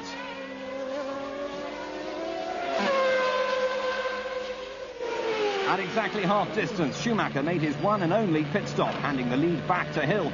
Damon was going for it, pushing hard to create the gap he would need for his 2nd stop. Now that it was clear, Schumacher had opted for only one. Lacey was first in for the second stoppers, relinquishing fourth to Coulthard. Benetton were running different tactics for each of their cars. Herbert, like Hill and Lacey, on a two-stop strategy. He'd been lying third. The crucial stop was now imminent. It came on lap 41 and was a straight fight between Schumacher on the track and the Williams crew in the pit lane.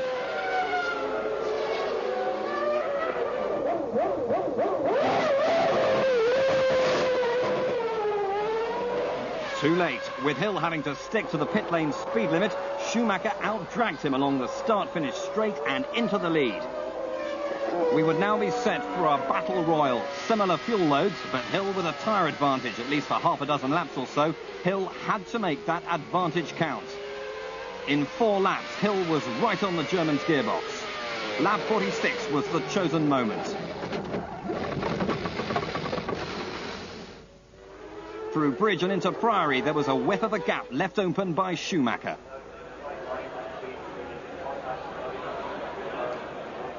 It was all over.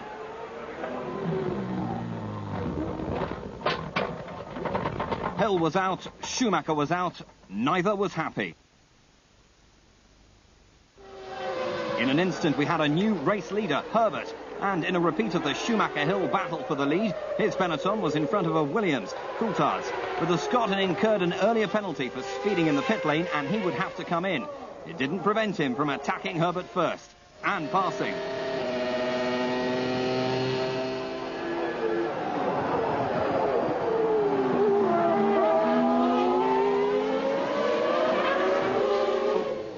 Finally, it was over at the end of lap 51. Coulthard was in and Herbert was clear in front. Lacey was thus promoted to second, Coulthard resuming in third.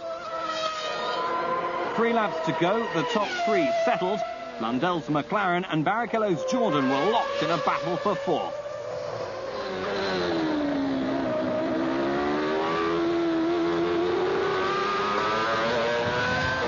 The Brazilian was climbing all over the tail of the McLaren when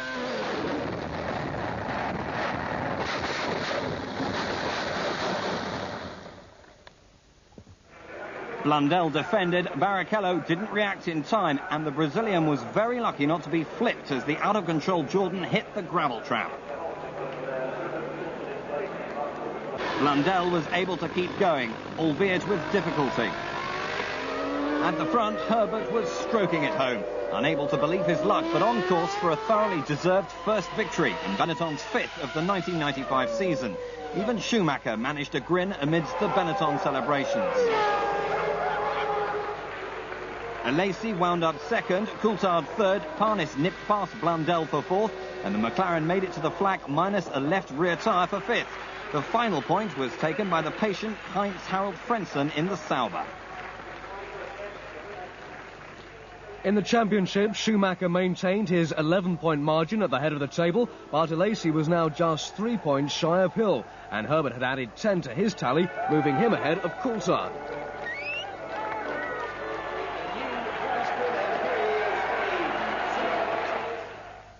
Memories of Adelaide 94 were at the top of most people's thoughts about the incident on lap 46 between Hill and Schumacher. Neither contender admitting fault, Hill claiming it to be a racing incident, and Schumacher placing all the blame at the Englishman's feet. It was not necessary what happened there. They could have such A microphone in the mouth just added insult to injury.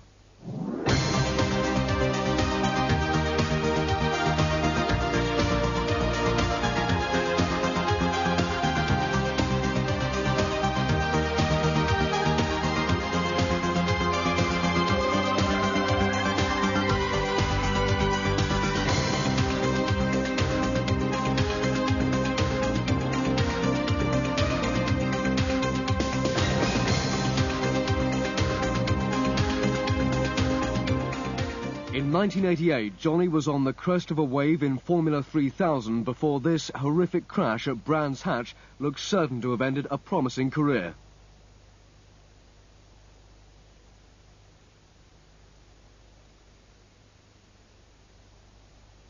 That Johnny returned to racing at all, let alone Formula 1, is quite remarkable. but Peter Collins of Benetton had faith in Herbert's ability to return, and Johnny, in some considerable discomfort, made his Benetton debut in Brazil, scoring a brilliant fourth-place finish. A fifth place at Phoenix followed, but by mid-season Johnny was forced out by Benetton, despite Collins' demands he should stay. A one-off appearance in Belgium for Tyrrell followed, but Formula One seemed over for Herbert. 1990 saw Johnny in Japanese Formula 3000, but following Martin Donnelly's massive accident in Spain, Johnny got a break with Lotus for the final two Grand Prix of the year. The Lotus Lamborghini was not a good car, but at least the young Briton was back and able to put himself in the frame for 1991. It wasn't until Canada that Herbert got his chance, but Peter Collins was now at the Lotus helm. And following the departure of Julian Bailey, Herbert was back and alongside Mika Häkkinen. Results were sparse for the under-financed team, 7th in Belgium, the highlight for Herbert. Lotus were in no better shape the following year, again lack of finance cited as the reason, but 6th places in South Africa and France saw Johnny to 14th in the World Championship.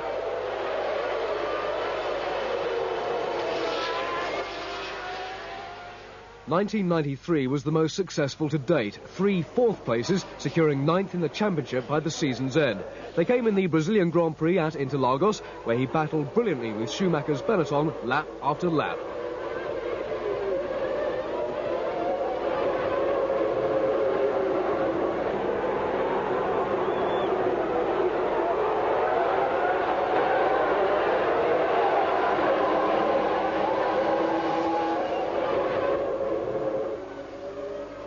A very damp Donington Park, the host of the European Grand Prix, and also Silverstone. 1994 started frustratingly, and the relationship with Lotus was souring. Monza provided the one and only highlight, 4th in qualifying courtesy of a revised Mugen Honda engine. Even that turned sour when Irvine took him out at the start. He then had to use the spare car with an old spec engine, retiring soon after the restart.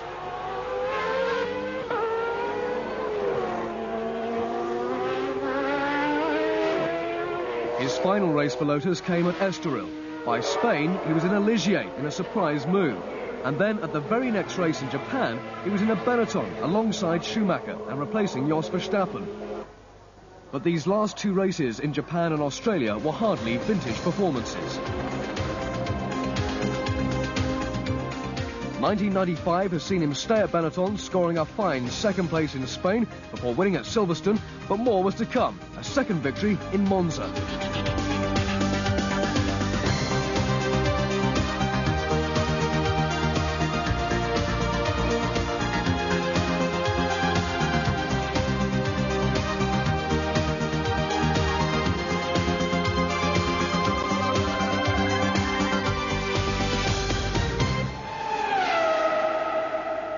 In the ongoing game of musical chairs at Ligier, Brundle gets to stand while Suzuki gets the seat.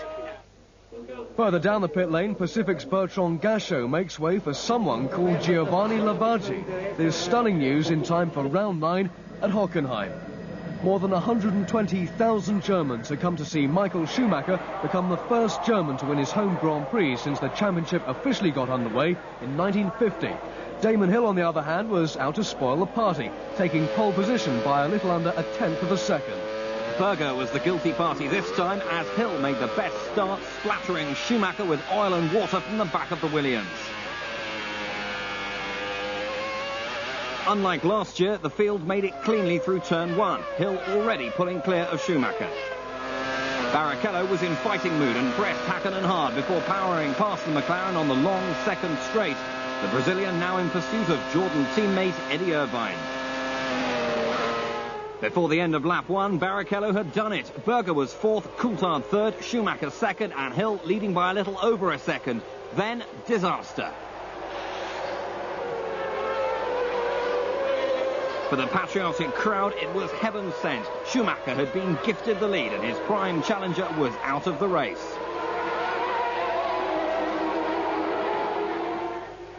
For Hill, it was devastating and he was lucky to escape unhurt. Frank Williams' emotions hidden deep within. With Schumacher now in the lead, Coulthard was elevated to 2nd, Berger 3rd, Barrichello 4th, Häkkinen was up to 5th, ahead of Irvine 6th. Berger's movement at the start was soon punished with a standard 10-second penalty notification, so Barrichello could afford to be patient in his attempts to move into third. Ferrari were far from impressed, and Gerhard would drop back down the order to 14.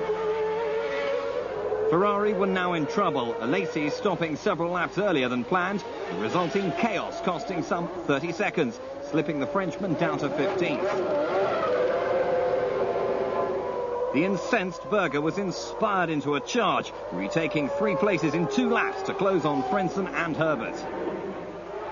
1 lap after his earlier stop, Alesi was back in, engine problems forcing him to retire.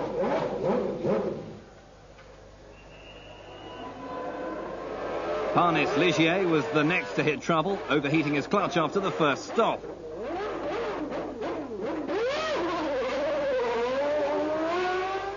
Walkinshaw could only hope, but his prayers went unanswered. Number 26 coasting to a halt before rejoining the track. Irvine too had his problems, the throttle variety and more importantly lack of. Barrichello easily repassing after his first pit stop. Having got by Frentzen, Berger was up to 8th and chasing Herbert. Lap 17, Coulthard was a lonely second and Blundel's McLaren chose the opportunity to retire. 2 laps later, Schumacher came in for the first of his 2 stops, passing the lead to the sole surviving Williams. It was a quick stop, but Häkkinen had slipped by 2, so Schumacher was back in third.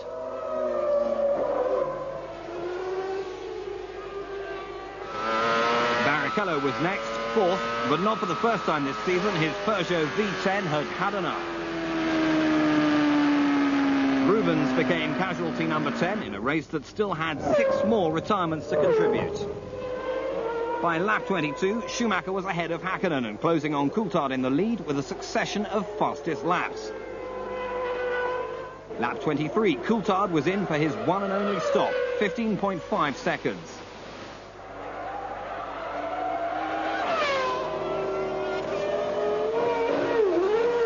Schumacher thus assumed a lead of some 20 seconds, but still had a second stop to make. Berger was in too, having by now climbed back up the order to 4th place, and Herbert followed, but unlike Berger, lost position to Frentzen. Suzuki, meanwhile, was having fun down in 8th. After 3 laps behind Frentzen's Sauber, Herbert took back his 4th place. The Sauber wouldn't last much longer though, and on lap 32 retired with engine problems. A lap later, Häkkinen joined him, a similar problem affecting his Mercedes. Berger thus inherited 3rd, before Schumacher's second and final stop came with just 10 laps to go. Coulthard was closing all the time, and the Benetton pit crew were under pressure.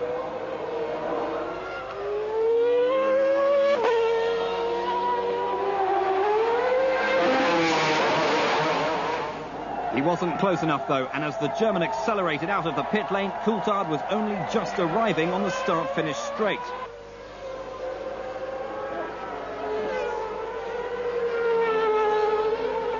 With 8 laps remaining, Schumacher's lead was nearly 9 seconds, and Coulthard appeared unable or unwilling to chase. With 4 laps to go, Irvine's Jordan finally gave up the ghost, and with it, the point for 6th place. No such problems for Schumacher. His 5th win of the season was typically dominant and all the more satisfying in front of his own fans.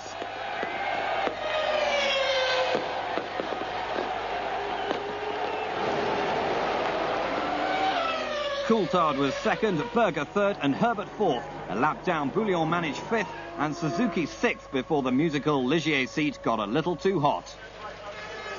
In the battle for the championship, Schumacher now had a healthy 21-point advantage over rival Hill. And teammate Herbert's 4th place was enough to keep him ahead of the other Williams driver, David Coulthard.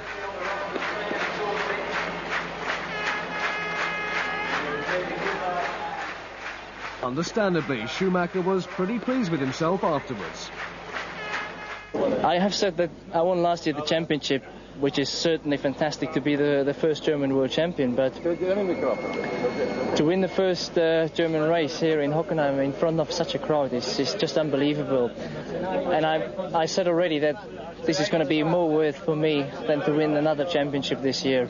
I mean, the championship is fantastic, but to win a race in front of your home crowd, it's something unbelievable. And I'm going to enjoy this for a long, long time now. The German might also enjoy Hill's demise for some time too. Damon was devastated by his off and at a loss to know what had happened. I was pushing hard, trying to pull out an advantage, but I must say I've been around that corner enough times this weekend to know whether I'm within the limit of it or not. And, you know, I just... I'm gutted completely. The first time I see the English have the heart. Because I see my mechanic cry, honestly. I can imagine, I mean... The first time I cry in the podium, the first time in my life. In one in Spa, I never cry. Today was the day. And my mechanic arrived in the garage, everybody crying. For Schumi's fans, it was the perfect day.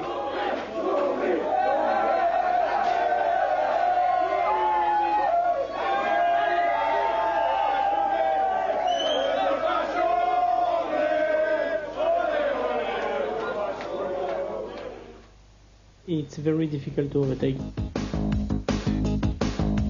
Difficult, but not impossible.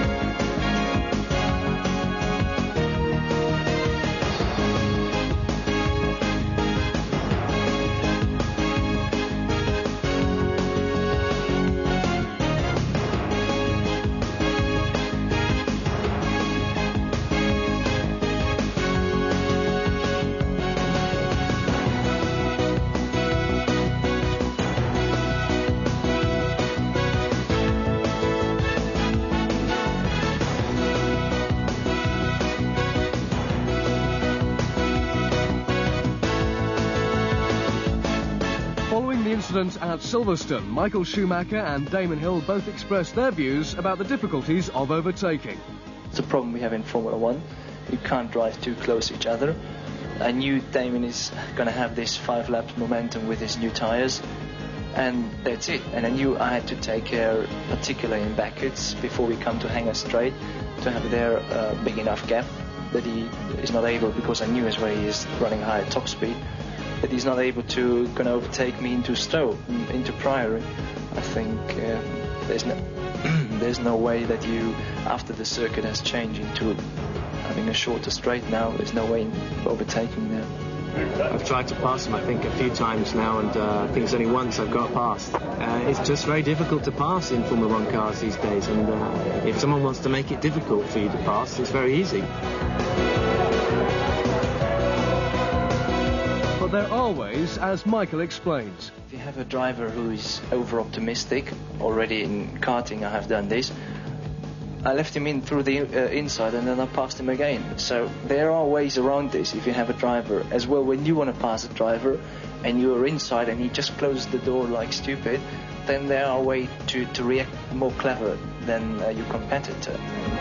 While 1995 has seen some outstanding manoeuvres on the track, increasingly pit stop strategy has become the primary tool in the battle to get past the car in front. And the grandmaster of this game appears not to be a driver, but a team, Benetton.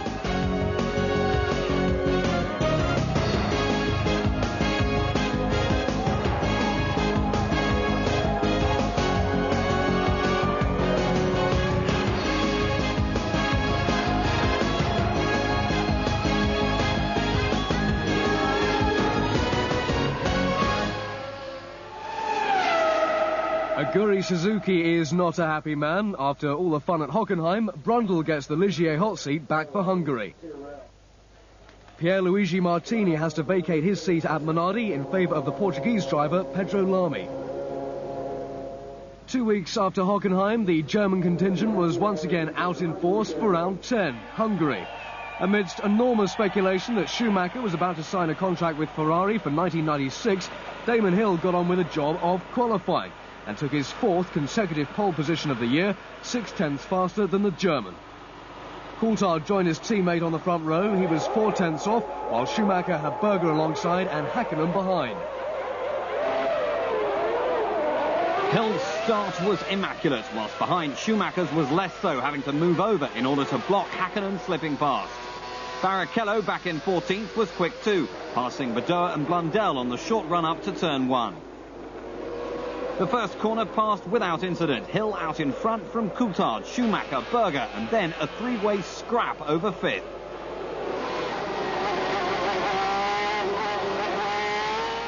At the end of lap 1, Hill had put over a second between himself and Coulthard, with Schumacher nearly 3 down in 3rd, Berger 4th, Hakkinen 5th and Brundle 6th. And Lacey's Ferrari maintaining a watching brief in 7th. There was panic in the Ferrari pit, however, a faulty air rig needing urgent attention before either car could be allowed to come in for tyres. Berger's 4th position looked more secure at the start of lap 4 when Hakkinen became the first retiree, his Mercedes blowing unceremoniously on the start-finish straight. Schumacher was still trapped behind Coulthard, unable to find a way past the Scotsman. He was losing valuable time to Hill. With Ferrari nearly sorted in the pit lane, Coulthard made an error into the chicane on lap 13. Running wide onto the dirt, he couldn't recover before Schumacher grasped the opportunity and was through on the way into the next left-hander.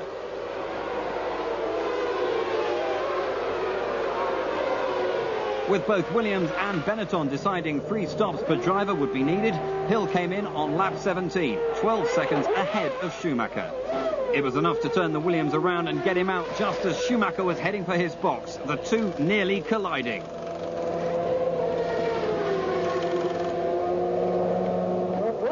With Schumacher back on his way, the Benetton crew discovered a problem with the fuel rig and the German hadn't taken on enough fuel. He would have to stop again sooner than originally planned. Just 9 laps later, he was back in. With Coulthard coming up to the start-finish straight, it would be touch and go as to whether Schumacher could hang on to second. He made it. Just.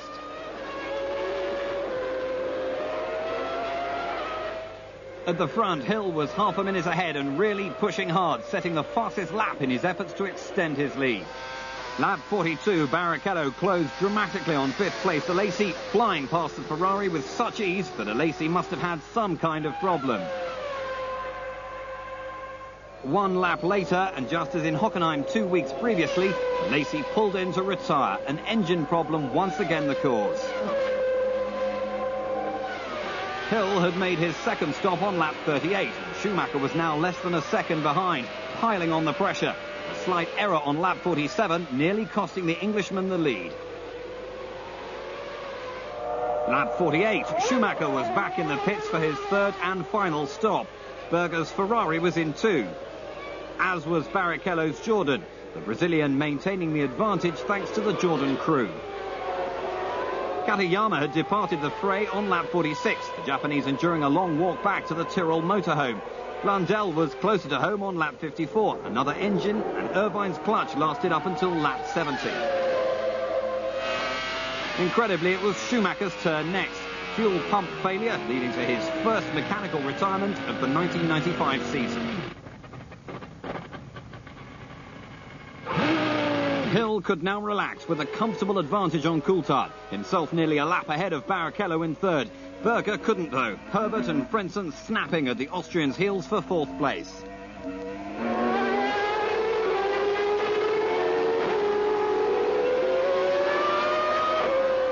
With 1 lap remaining, Williams looked set for their first 1-2 since Portugal 1994, and Damon for his first win since the San Marino Grand Prix 4.5 months earlier. It duly came at the end of lap 77.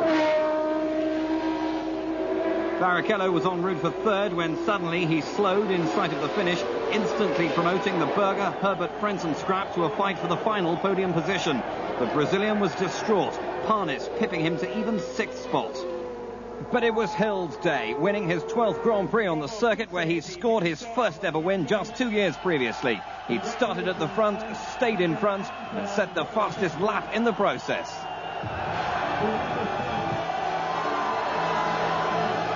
The Englishman was now just 11 points behind Schumacher in the title chase, with Coulthard displacing Herbert by a point and moving up to 4th. No longer the gutted and dejected Damon Hill of Hockenheim. Following this race, it was confident fighting talk from the winner. When you bust the gut for 77 laps, and then you're pretty puffed out and you get on the rostrum, but when they're cheering like that, it's fantastic. It really is. Well, everything went to plan. We knew what we were doing. We knew where we were in the race. We knew what we had to do. And I think we were pretty well in control. The car was bloody good. I think the chips are down now, and I have to win, but it's certainly a bonus Michael having a DNF. For Schumacher, a non-finish was a shock. He had been confident of at least second place, even with the refuelling problems encountered at his first stop. There was a problem with the machine, which made us a big problem then for the rest of the stops. We had to put in a lot more fuel, plus we had to run a lot longer with the tyres, which I would say us. But nevertheless, I think it would have been okay to run in second. We gave them a hard time, the hardest we could, but then it was a bit unfortunate to stop just 5 laps or 4 laps to the end. I think we had him beaten even if he'd carried on going.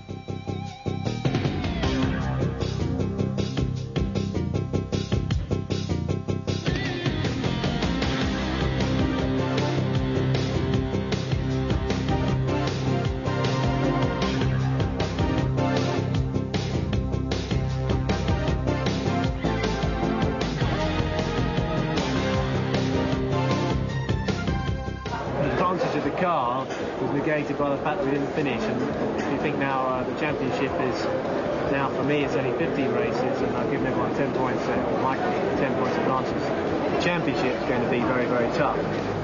Gearbox problems cost 10 points in Brazil, 6 became 3 in Spain. 4 were lost in Canada with pump failure. Gear change difficulties cost Schumacher 8 points in Canada. Something cost Hill another potential 10 in Germany, while Schumacher lost 6 at the Hungaroring. Coulthard went from 10 to 4 and finally nothing in Argentina with electrical failure. Another 4 went up in smoke in Barcelona,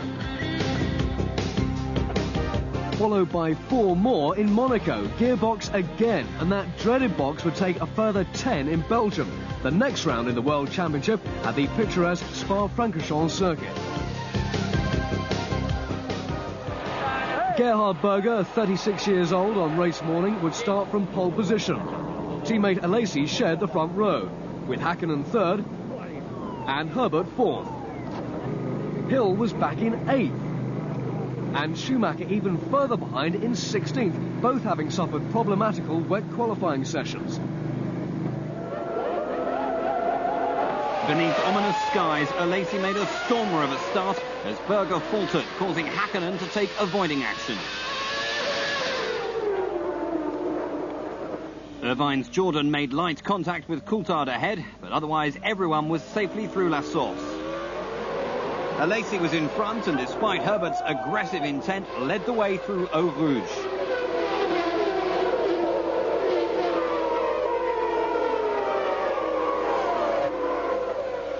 Up the hill to Les Combes, it was the Englishman who proved the braver. A brief puff from the brakes and he was through. Alesi down to second and Berger in third. With 1 lap completed, the top 3 were unchanged. Hakkinen was 4th, Coulthard 5th and Hill up to 6th. Leaving La Source, Hakkinen lost the rear end, out after just 1 lap.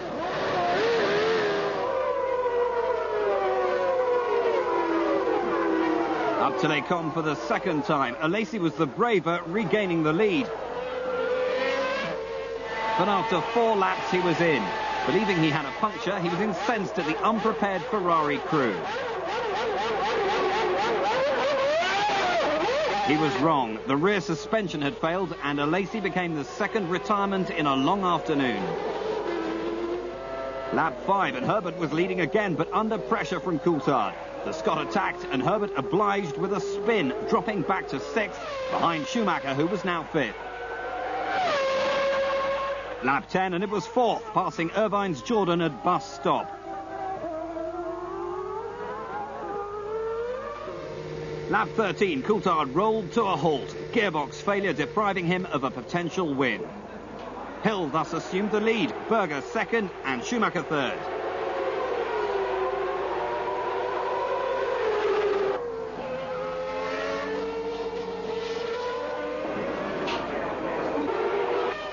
Lap 15, Hill was in for his first scheduled stop. As Berger followed, it was Schumacher who assumed the lead. In 16 laps, he had leapt from 16th to 1st. With Hill rejoining in second, Parnis and Brundle now found themselves 3rd and 4th. 3 laps later, Schumacher was into the pits and Hill back in front. Berger's sole surviving Ferrari hit electrical trouble on lap 19. He radioed in and pulled in, having completed just 20 of the 44 laps. On lap 21, the skies broke and Hill was in for wets. Schumacher wasn't, preferring to chance it on slicks. He retook the lead, but Herbert decided on wets too, catching his crew by surprise.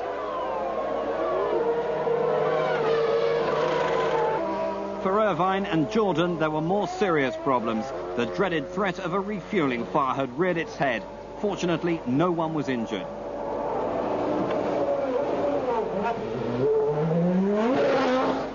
Lap 23, and with Hill on wets against Schumacher's slicks, the Williams was soon with the German and fighting for the lead. What followed was to one a legitimate blocking manoeuvre and to the other a deliberate attempt to have him off. Lap 24, same place, same 2 drivers, but this time a different result. Schumacher outbraking himself and lucky to keep going.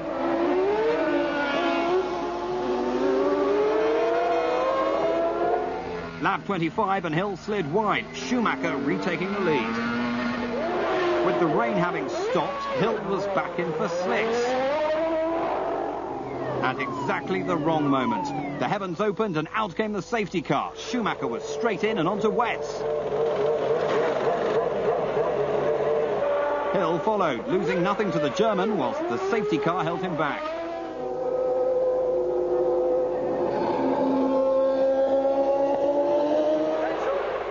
But how long have we got? 3 laps? Yeah, 3 laps, yeah. Unless we get him in as soon as we can. I don't know. Damon had just edged past the limit on that last stop. Brundle was now second, 15 seconds ahead of Hill. Blundell and Frentzen were fighting over 4th, the battle determined in the Germans' favour with 4 laps to go. For Peter Sauber, it was his team's best performance so far this year. With just 1 lap to go, Hill was right with Brundle approaching La Source hairpin. It was tight. It was tense.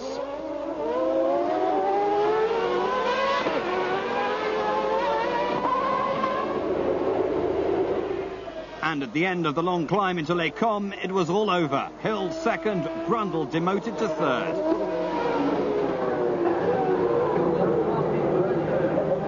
Schumacher cruised across the line to score his 16th career win, where 4 years previously he'd scored his first. With Hill in second and Brundle in 3rd, Frentzen, Blundell and Barrichello were left to sweep up the remaining championship points. Schumacher had extended his lead at the head of the championship table by 4 points, and with Alesi, Coulthard, Herbert and Berger all failing to score, the principal championship rivals had furthered the gap to the rest. After the race, attention focused on the incident on lap 23, the 2 rivals unsurprisingly differing in their views. I knew it's going to dry out. I knew he had this momentum where he might be quicker, and I think we had a pretty tight run. I certainly was defending the position, and it got very tight, but I think we done it in situation where it was quite easy. We didn't do it in high-speed corners, and in slow-speed corners nothing can really happen if you drive that close, and I just took that risk. Yeah, that's all fair. It's all well and good if it's accidental, but if it's meant on purpose, then I'd be pretty upset. And I think it's all very well to have a close race, and I enjoyed it. Everyone enjoyed watching it, but these are Formula 1 cars, they're not go-karts, as I've heard someone say once before. And but congratulations to him for coming from 16th to win the race. You must try go-karts. They're good. Yeah. Well, they're not go-karts, as I said. Now a chance to see exactly what went wrong for Eddie Irvine.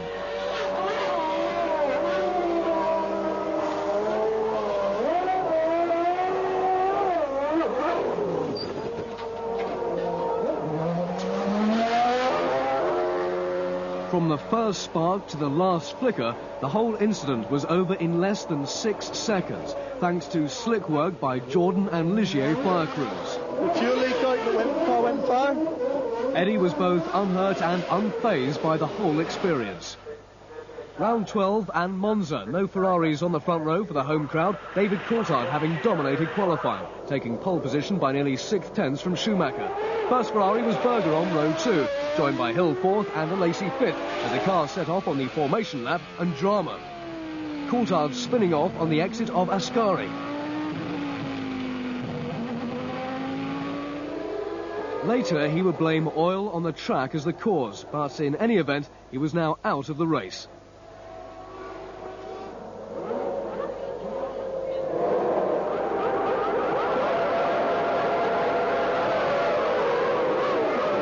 Schumacher got away first, just. Berger threatening on the way down to the Variante Goodyear.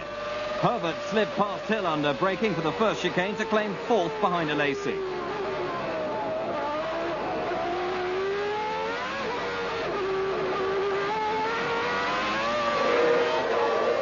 Heading towards Parabolica, the order had settled to Schumacher first, Berger second, Alesi third, Herbert 4th, Hill 5th and Hakkinen 6th. Further back, a spin from Papis triggered a pile-up. Bouillon was out, Moreno was out, and Montemini too. Red flag. With less than a lap completed, a new race was declared. Coulthard couldn't believe his luck. Not only could he now start the race, but from his pole position too. Moreno and Montemini would take no further part, however.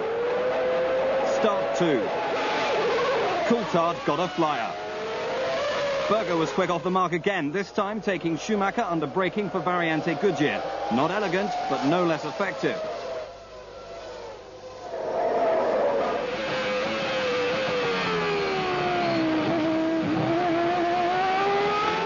With everyone making it through the first chicane unscathed, it was Coulthard leading the field across the line at the end of lap 1. Berger second, Schumacher third, Hill 4th, Alesi 5th and Herbert 6th. After 10 laps, Brundle's Ligier was out, a slow puncture developing into something much worse. Lap 14, more drama for Coulthard.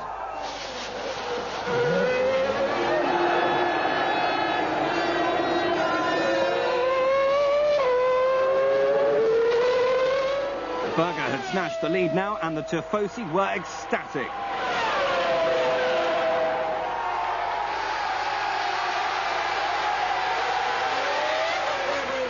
Coulthard made it back to the pits, but retirement was instant. A failed front wheel bearing, the cause of the earlier spin. Lap 24, Schumacher second, Hill third, Taki Inui in the way. Bang! For the second time this year, the pair are off and the controversy immense. Schumacher straight over to Hill to vent his anger. For Berger, the pressure was off in an instant, but he still pressed hard.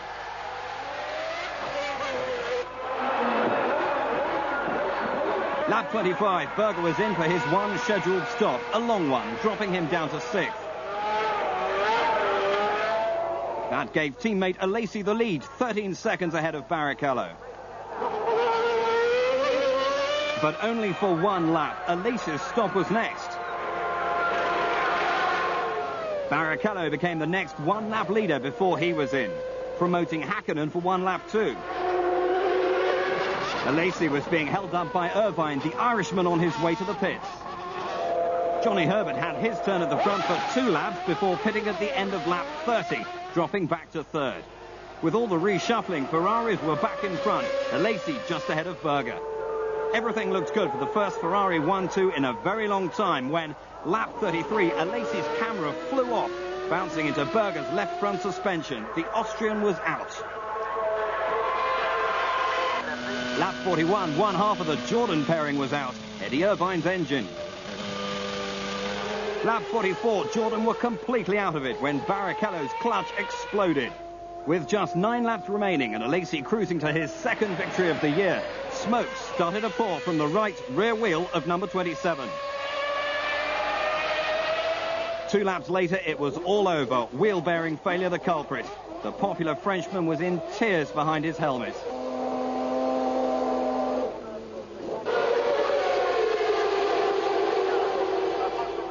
Johnny Herbert was now the new race leader with a margin of some 18 seconds over second-place Mika Hakkinen. The Frentzen Sauber elevated to third.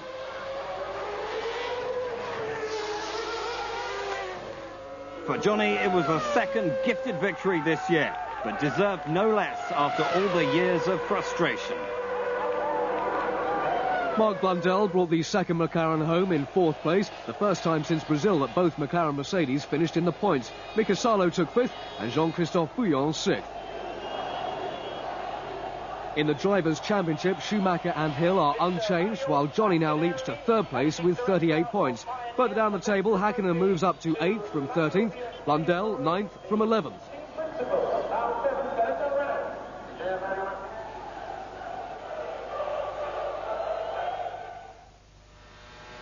Schumacher and Hill were at the centre of controversy once again. Here we can see how first Hill and then Schumacher saw the incident. Unfortunately, we can't tell you what was said here. It was Taki Inui who they were both lapping at the time. Here he guides us through the memorable moments of his first full season in Formula One.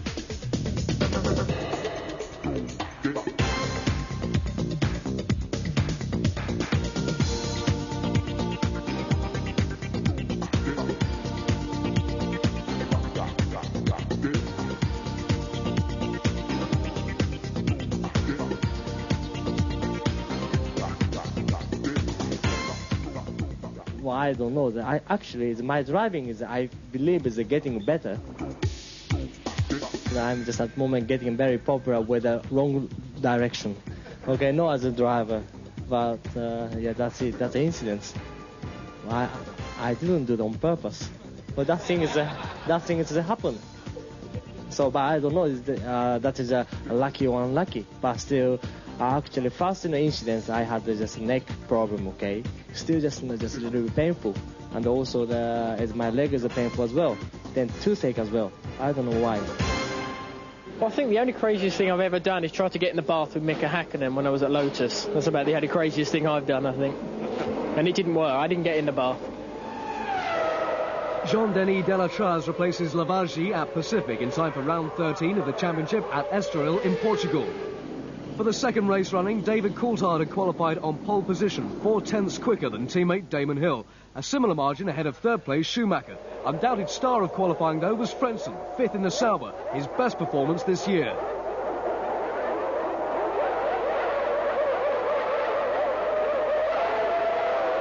David Coulthard made a perfect getaway, ahead of Hill, Schumacher, Berger and Frentzen. Further back, though, there was trouble, as Katayama's Tyrrell was launched into the air after hitting Luca Badoer's Minardi. It looked horrific, and the race was immediately brought to a halt. Thankfully, though severely shaken, he was unhurt, but would take no further part. Almost unnoticed, Frentzen had been pushed into a spin by Brundle at the first corner. The young German would be glad of a restart. Second time around, Coulthard was equally impressive. On the run down to turn 1, too much wheel spin from Hill off the line was converted into the loss of second place. Schumacher going the long way round.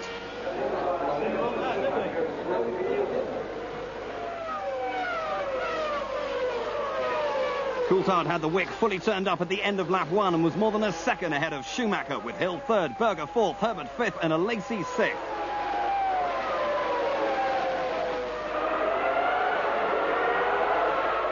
As early as lap 2, the young Scot had set fastest lap, extending his lead still further.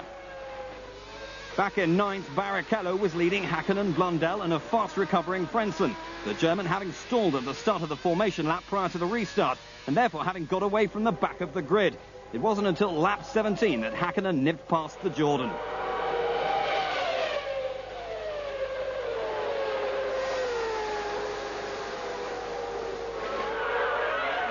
Lap 18, Schumacher came in and was followed immediately by Hill.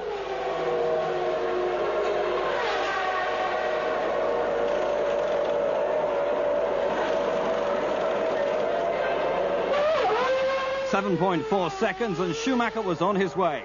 Hill was stationary for 16.1.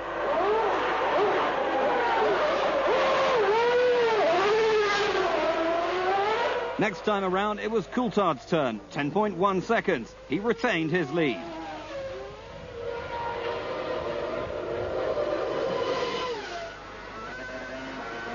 Frentzen continued his rapid progress through the field, and by lap 30 he was 8th, having dispensed with Blundell, Barrichello and Hakkinen. Lap 35, Schumacher was in for the second time. And on lap 38, so too was Coulthard. With Hill staying out, it became clear that the Englishman was employing different tactics, not just to Schumacher, but also his teammates. But by lap 44, Coulthard had caught up and was much the quicker man. By the end of the lap, Hill was in for stop number 2.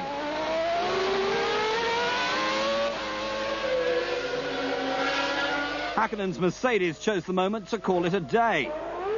Lap 54, Coulthard and Schumacher stopped for the last time. Coulthard retaining his lead, Schumacher slipping behind Hill.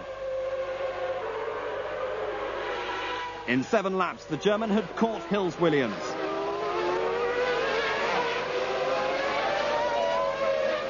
Then, on lap 62, he was passed, catching Hill napping.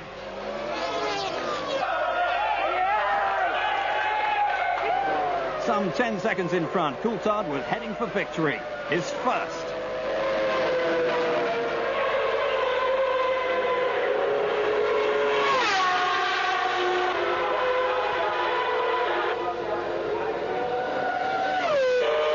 With the 2 Ferraris just short of being lapped, Coulthard crossed the line to win. His first outright success on his 21st attempt. Becky Herbert, the first to congratulate his girlfriend Andrea. It was a copybook performance from David. Pole position, fastest lap, race win. And thoroughly deserved after so many near misses this season. Schumacher took second, Hill third, Berger fourth, Alesi fifth, and Frentzen sixth from the back of the grid. As far as the championship is concerned, the result gives Schumacher a further 2-point advantage over Hill. But for Coulthard, he now regains third place, putting himself back ahead of Herbert and Alesi.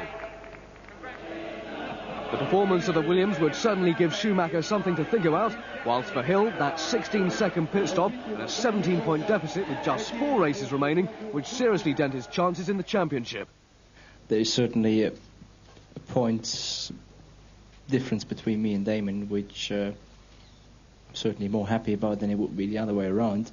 But nevertheless, the performance they're putting on now, and they're going to put on, it's going to be difficult for us, but we're not going to sleep.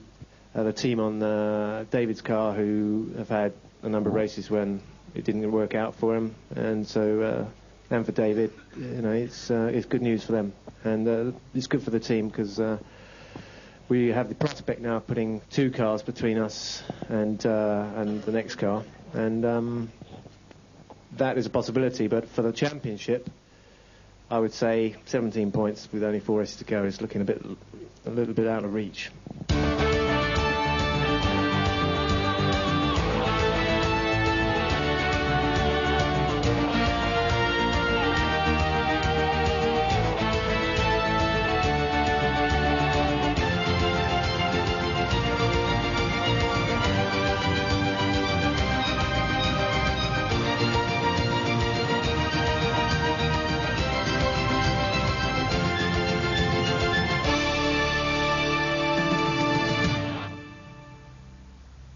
David's Formula One debut came at the Spanish Grand Prix in 1994, following the tragic loss of Ayrton Senna.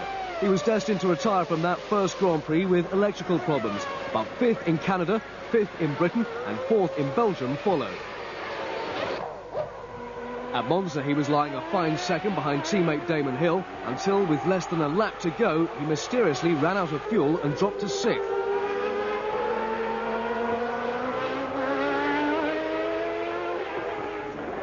His final race came in Portugal, where he led strongly before waving Hill by in a move designed to aid Hill's quest for the championship. It was another strong showing by the young Scotsman, his best result of the 8 races in which he took part, and ultimately enough to earn him a place at Williams in 1995. Nigel Mansell took over from there on in. All David could do was watch and wait.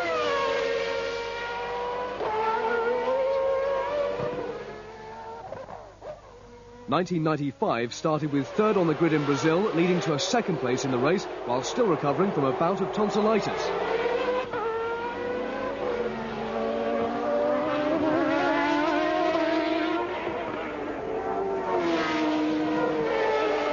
His first ever Formula One pole position came in round 2, Argentina, and after a great start, he led the race easily. Before an electrical problem robbed him of the lead.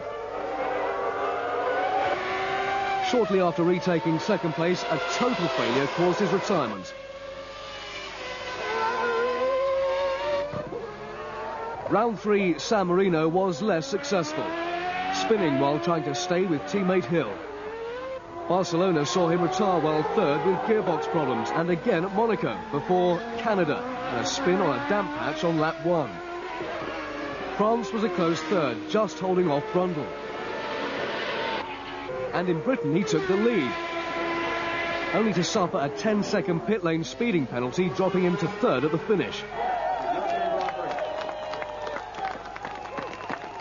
Hockenheim, another third place. While in Hungary, it was second as part of the Williams 1-2. In Belgium, the lead was lost with gearbox failure. And in Italy, the lead was lost to wheel bearing failure. Before that, all-important first win in Portugal. Following Ukyo Katayama's accident in Estoril and the severe shaking he received, the Japanese has to sit out round 14.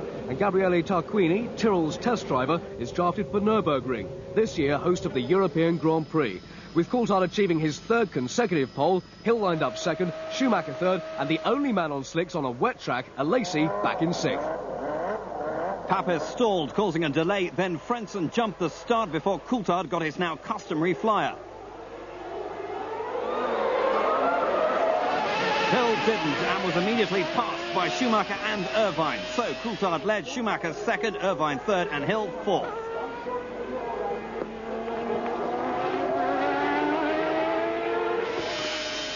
Hill was quick to make amends, passing Irvine halfway around lap 1. As early as lap 5, the slick shot Alesi was beginning to move forward, passing Herbert for fifth. Frentzen had taken off like one at the start. The penalty was inevitable.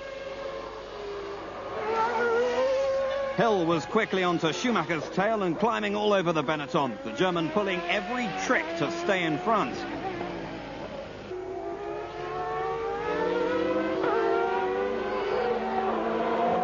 On lap 11, both were in for slicks.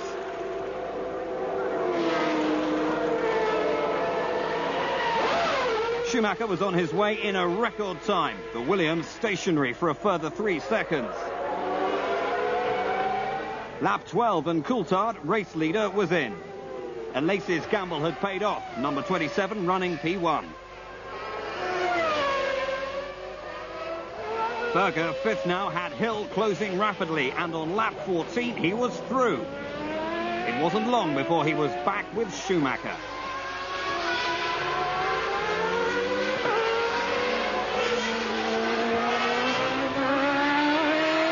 Lap 16 and Hill was past, Schumacher forcing him to the outside.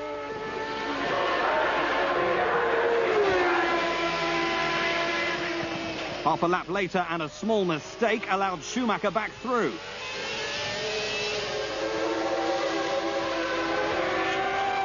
Still the battle raged, Hill pushing, Schumacher defending.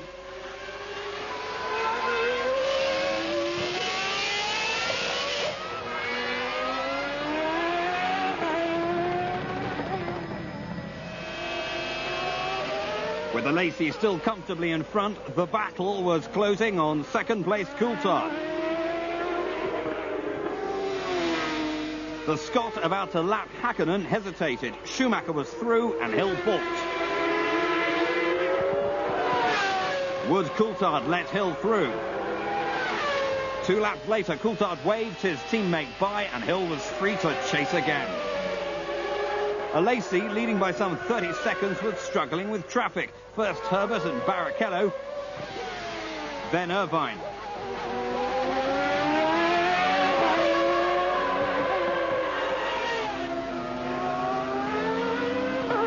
The Irishman managed a more thorough job on Herbert and paid the price. At exactly half distance, Alesi made his one stop, keeping the lead. Benetton were ready for Schumacher's second stop. The German pitting as Alesi was leaving. He would rejoin fourth. Lap 40, Hill was now right with Alesi and about to lap Tarquini. It seemed that the Englishman had blown it. Berger was in for his second stop on the same lap, but wouldn't return. Gearbox to blame. For Hill, the new nose would cost him dear, dropping back to fourth. With 15 laps to go, Schumacher pitted for the third and last time. He rejoined second. Alesi still in front by 22 seconds. 20 seconds further back, Hill was closing on Coulthard in third. Schumacher was gaining on Alesi at a rate of 2 seconds per lap. Hill was just 3 behind Coulthard. Lap 59.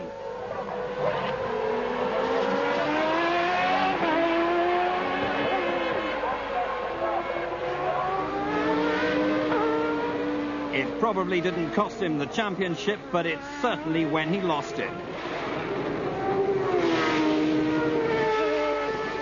With 6 laps to go, Alesi ran wide at the chicane, which ironically Schumacher had helped design. Cost 5 seconds.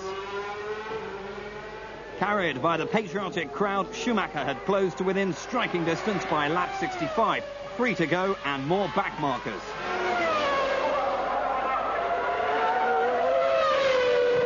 On seriously worn tyres, Alesi tried everything to hang on to the lead.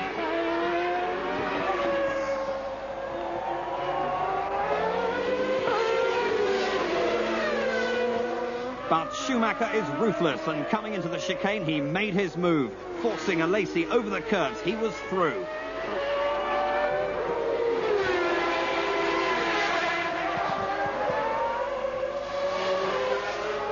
A replay shows just how close they both were to coming off. Wheels interlocked, they had touched.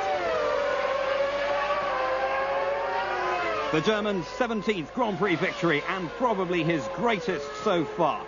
The second consecutive title virtually in the bag.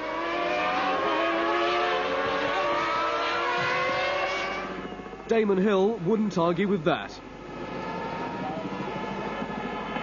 At the flag, Alesi had fallen away by more than 2 seconds. David Coulthard had hung on to third, and a lap down, Barrichello, Herbert and Irvine rounded off the top 6. So the European Formula One season ended on a high. The world champion was not yet crowned, but only a miracle could prevent Schumacher from winning. With 3 races left, he only needed a 4th place to retain his title.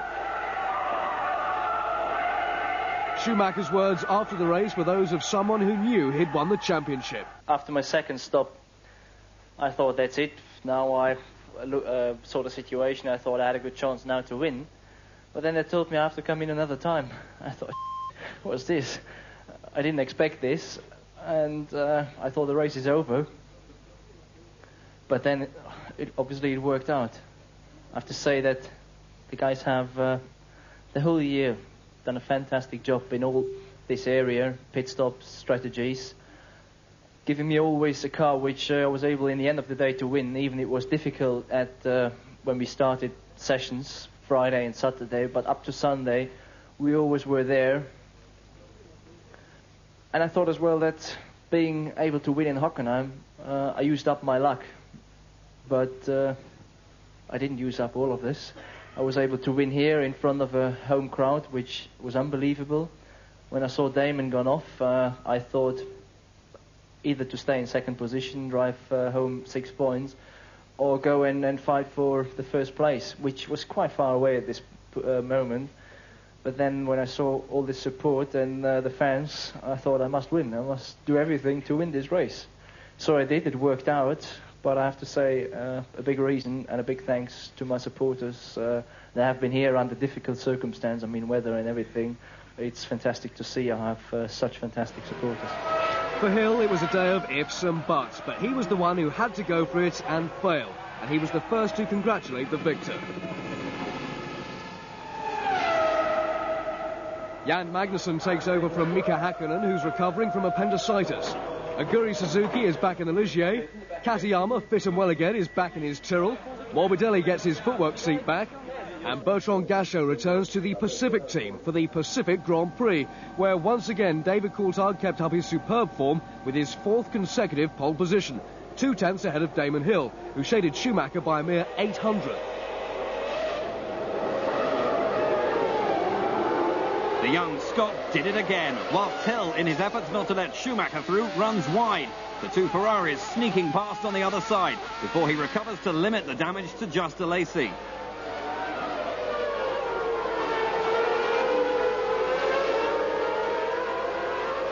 It's all good news for Coulthard, able to pull a comfortable gap in less than a lap. The Lacey slowing Hill and Berger holding Schumacher.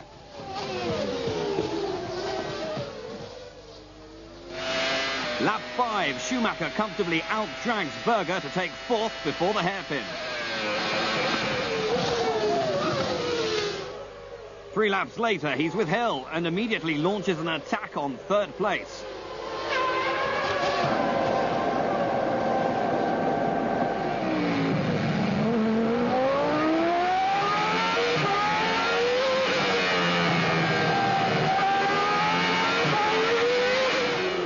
Lap 11, it's an ignominious end to Suzuki's return to the Ligier seat.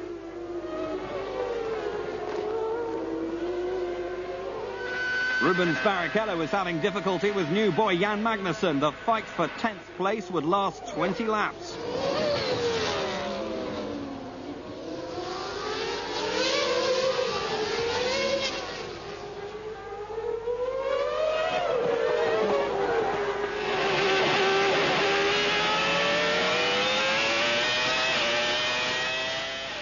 With Hill and Schumacher still caught up behind a Lacey, who is proving just quick enough to stay ahead, Coulthard is able to stretch his lead to 14 seconds and still pulling away at about a second a lap.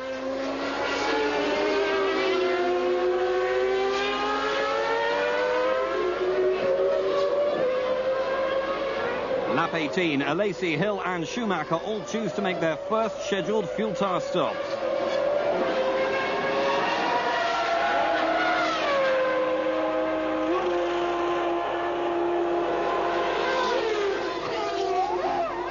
Schumacher gets out first. Lacey is close behind. Hill is left trailing as Schumacher narrowly avoids Irvine's Jordan. The German is now 4th, Lacey 6th and Hill 9th. 4 laps later, Magnussen heads into the pit lane for his first ever fuel and tyre stop. No problem at all. With the first round of stops complete, Schumacher is up to 2nd and chasing the leader, Coulthard. Irvine is 3rd, Lacey 4th, and Hill displaces Frentzen for 5th.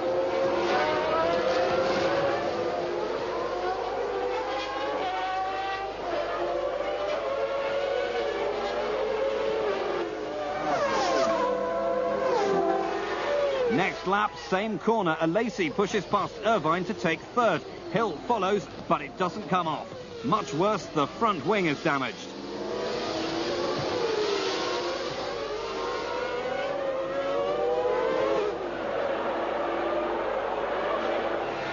In the replay, the way through is clear, but either Irvine doesn't see Hill or he deliberately chops in front. Lap 24, Coulthard is in for his first stop, and it becomes apparent that he's running just a 2-stop strategy. Irvine having also headed for the pits, Hill could look once again for a way past the Lacey. Lap 37, Schumacher is in for stop number 2, holding on to 2nd place. As Coulthard comes up to lap the Barrichello-Magnussen battle, still locked together after both had stopped.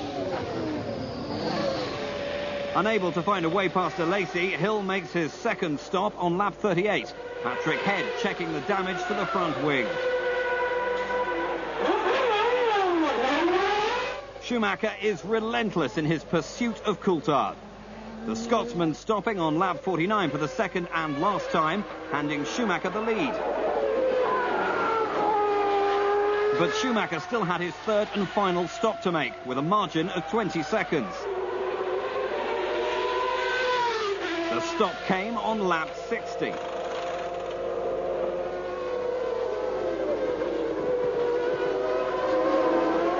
As Coulthard rounded the final turn onto the start-finish straight, the Benetton was already on its way. Schumacher had the lead and the fresher tyres. Coulthard would have to settle for second. Victory was secure both in the race and the championship. After a long, hard season, the Benetton crew could finally celebrate. With 15 seconds the gap at the finish, Schumacher had won the championship his way, emphatically and with a win. It brings the champions' total to 18 wins from 67 starts, better than a 1 in 4 ratio. With Coulthard taking second, Hill finished third, Berger fourth, Alesi fifth and Herbert sixth. The Pacific Grand Prix claimed only 7 cars, including both footworks and, ironically, both the Pacifics. But the day belonged to Schumacher, the youngest ever double champion. But the Constructors' Championship wasn't over yet.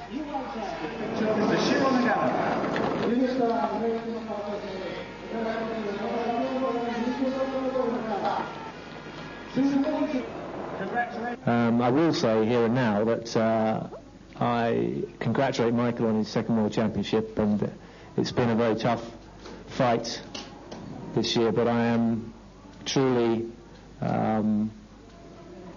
respectful of his ability as a driver. He's shown on numerous occasions that he has extraordinary talent and speed, and thank you. Congratulations to him for his second World Championship. The way the team has come up with strategies and used the strategies and done it, I mean, it's I never have seen something like this, and I have really to say I have a good crew who does this job. It's unbelievable for me. Not one mistake this season, really, and just really, really good, these guys.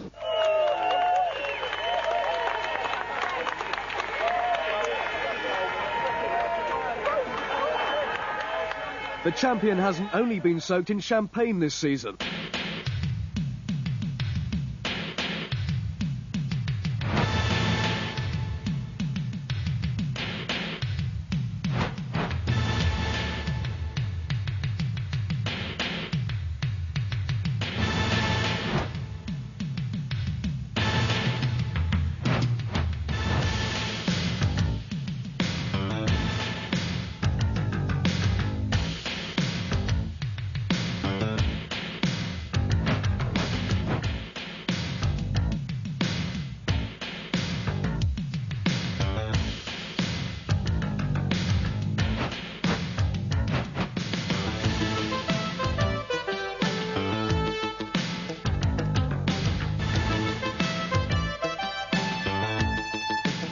With only 3 completely dry weekends in the 1995 season, it became increasingly important to perform well in the wet or mixed conditions. So, amongst the current generation of drivers, who is the Rainmaster, in the mould of Jackie Ickx, Pedro Rodriguez or Ayrton Senna? The answer seems to be Jean Alesi. Give the Frenchman a handful of a car, which his Ferrari often is, and in the wet, he'll transform it. Only Michael Schumacher seems to be in the same league.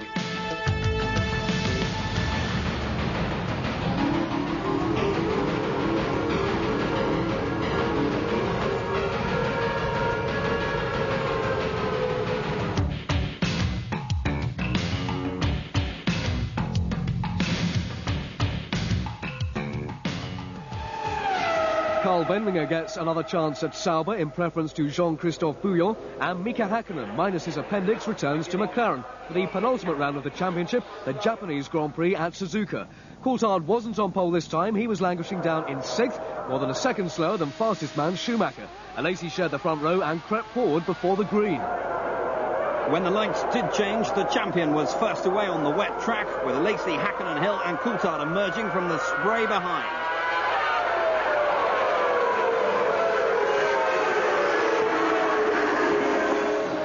Into turn 2, Irvine came around the outside of the Scot and was passed. Lap 4, Schumacher led, and second place Alesi was awarded 10 seconds for his jump start. Berger, down in 7th, was also guilty. Lap 5, and Lacey was in for his penalty. Second place was gone. Hakkinen was now second, Hill third, right behind the McLaren. Lap 7, Lacey was back in the pits. He needed to gamble and did, switching to slicks. It dropped him back to 15th, but Lacey was on a charge. Out of the chicane, he was all over Lami's Minardi and went to pass the Portuguese on the outside. A full 360, and he was back on his way. At the end of lap 10, Schumacher was in for slicks. Lacey was a full 7 seconds a lap faster and already up to 5th, before taking second from Hills Williams under braking for the chicane. Lap 16, Barrichello loses the rear end of his Jordan. In replay, he was lucky not to take out teammate Irvine.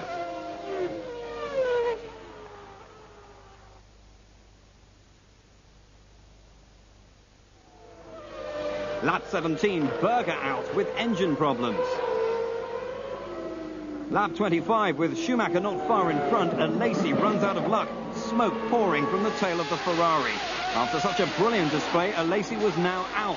A drive shaft bearing had failed. Lap 31, Schumacher was in for his second stop. Hill assuming the lead.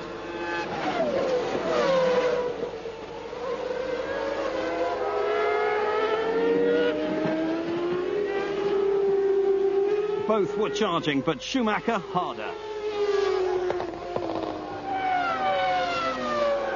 Lap 35, and Hill was in. A quicker stop than Schumacher's, but still giving the German a 13-second lead.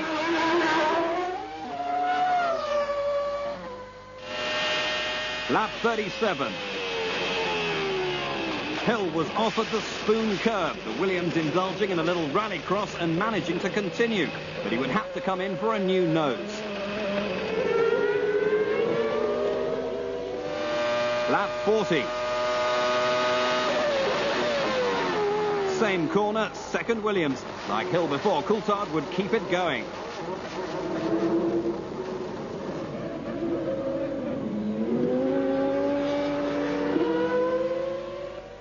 But only so far as the next corner. Mud and stones flying from the side pods and tipping the Scots straight off.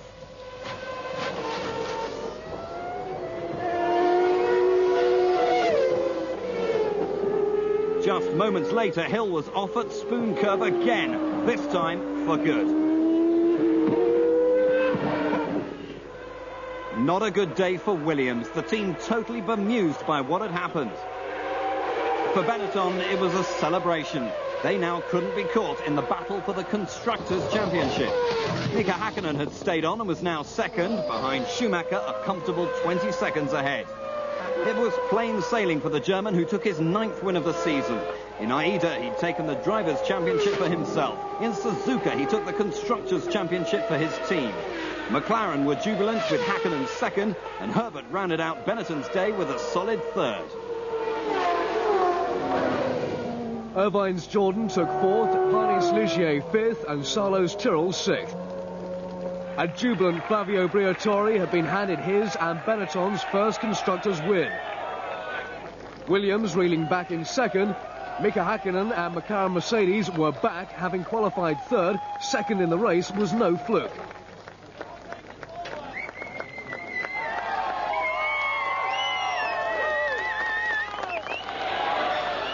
The champion was a happy man after the race. Team told me to take it easy at certain stages, because when Hill went out and it was finished, I radioed to the phone and congratulated them to the Constructor Championship, because I knew once one car is out, then they're going to be champion, whatever the situation will be at the end, because we had 11 points ahead on them. And I said, yeah, but take it easy, go for the race, go for the win. So yeah, don't worry. So I did. For Damon, there was time to reflect. With both championships now over, the mood in Australia for the 17th and final round of 1995 was a lot more relaxed. It would be the last Grand Prix in Adelaide before Formula One's move to Melbourne. Then, on Friday afternoon, Mika Hakkinen suffered this horrific accident.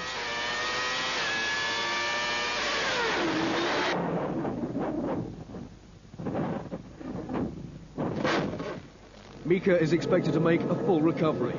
Damon Hill had claimed his first pole since Hungary with Coulthard alongside and Schumacher right behind. 205,000 fans were there to watch.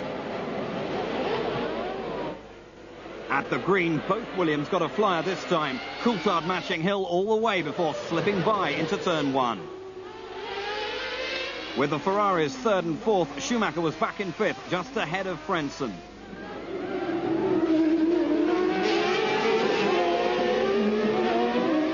Keen to get back past Alesi as quickly as possible, Schumacher attacked at the first opportunity, the hairpin.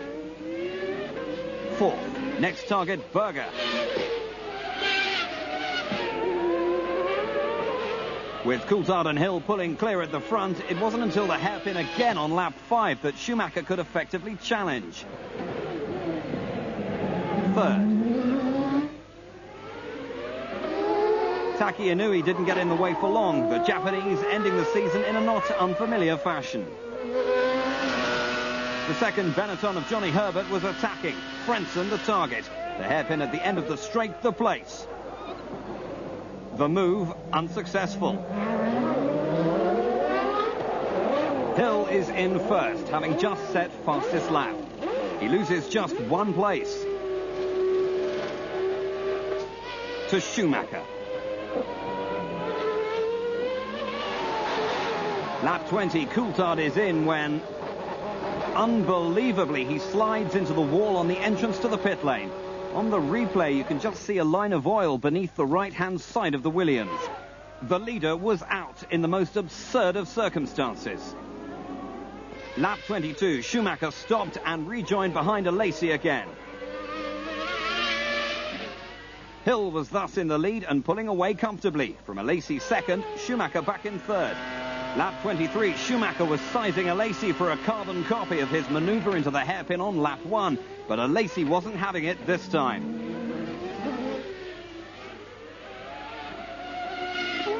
With bits of Ferrari flying, Alesi headed straight for the pits with caution.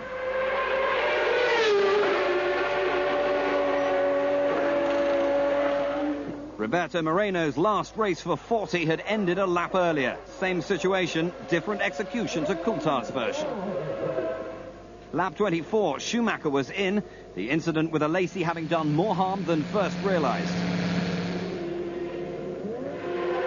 For Alesi, though, it was over. 1 lap later, the German was back in the pits and out of the race.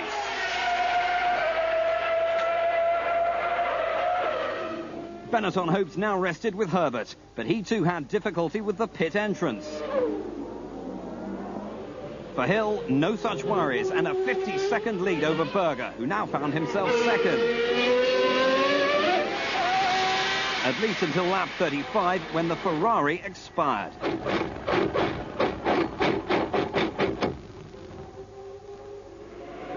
Now Frentzen was second and Herbert third, with 7th place Blundell about to be lapped. Neither Frentzen nor Sauber were much amused.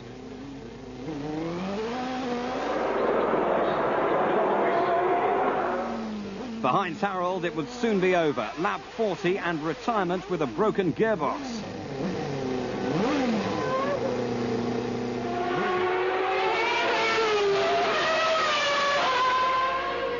Irvine was now third, but Blundell still needed to be lapped. Half distance, and with a lead of nearly a lap over second-placed Herbert, Hill made his second scheduled stop. There were problems, but he was safe. Lap 61, the end of the road for Irvine. A recurring pneumatic valve problem with the Peugeot V10. Now Parnis took over the dreaded third place in the Ligier, but it wouldn't last as Herbert ahead slowed and retired. Parnis had crept into second and relative safety. For Johnny, gone was a potential third place in the championship.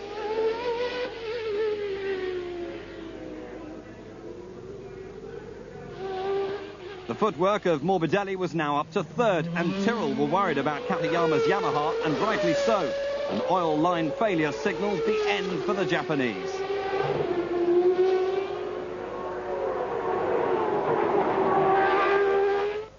With 5 laps to go, Parnis was in trouble, the Mugen billowing smoke. The odds touch and go. Minardi was sweating too, Lamy 6th.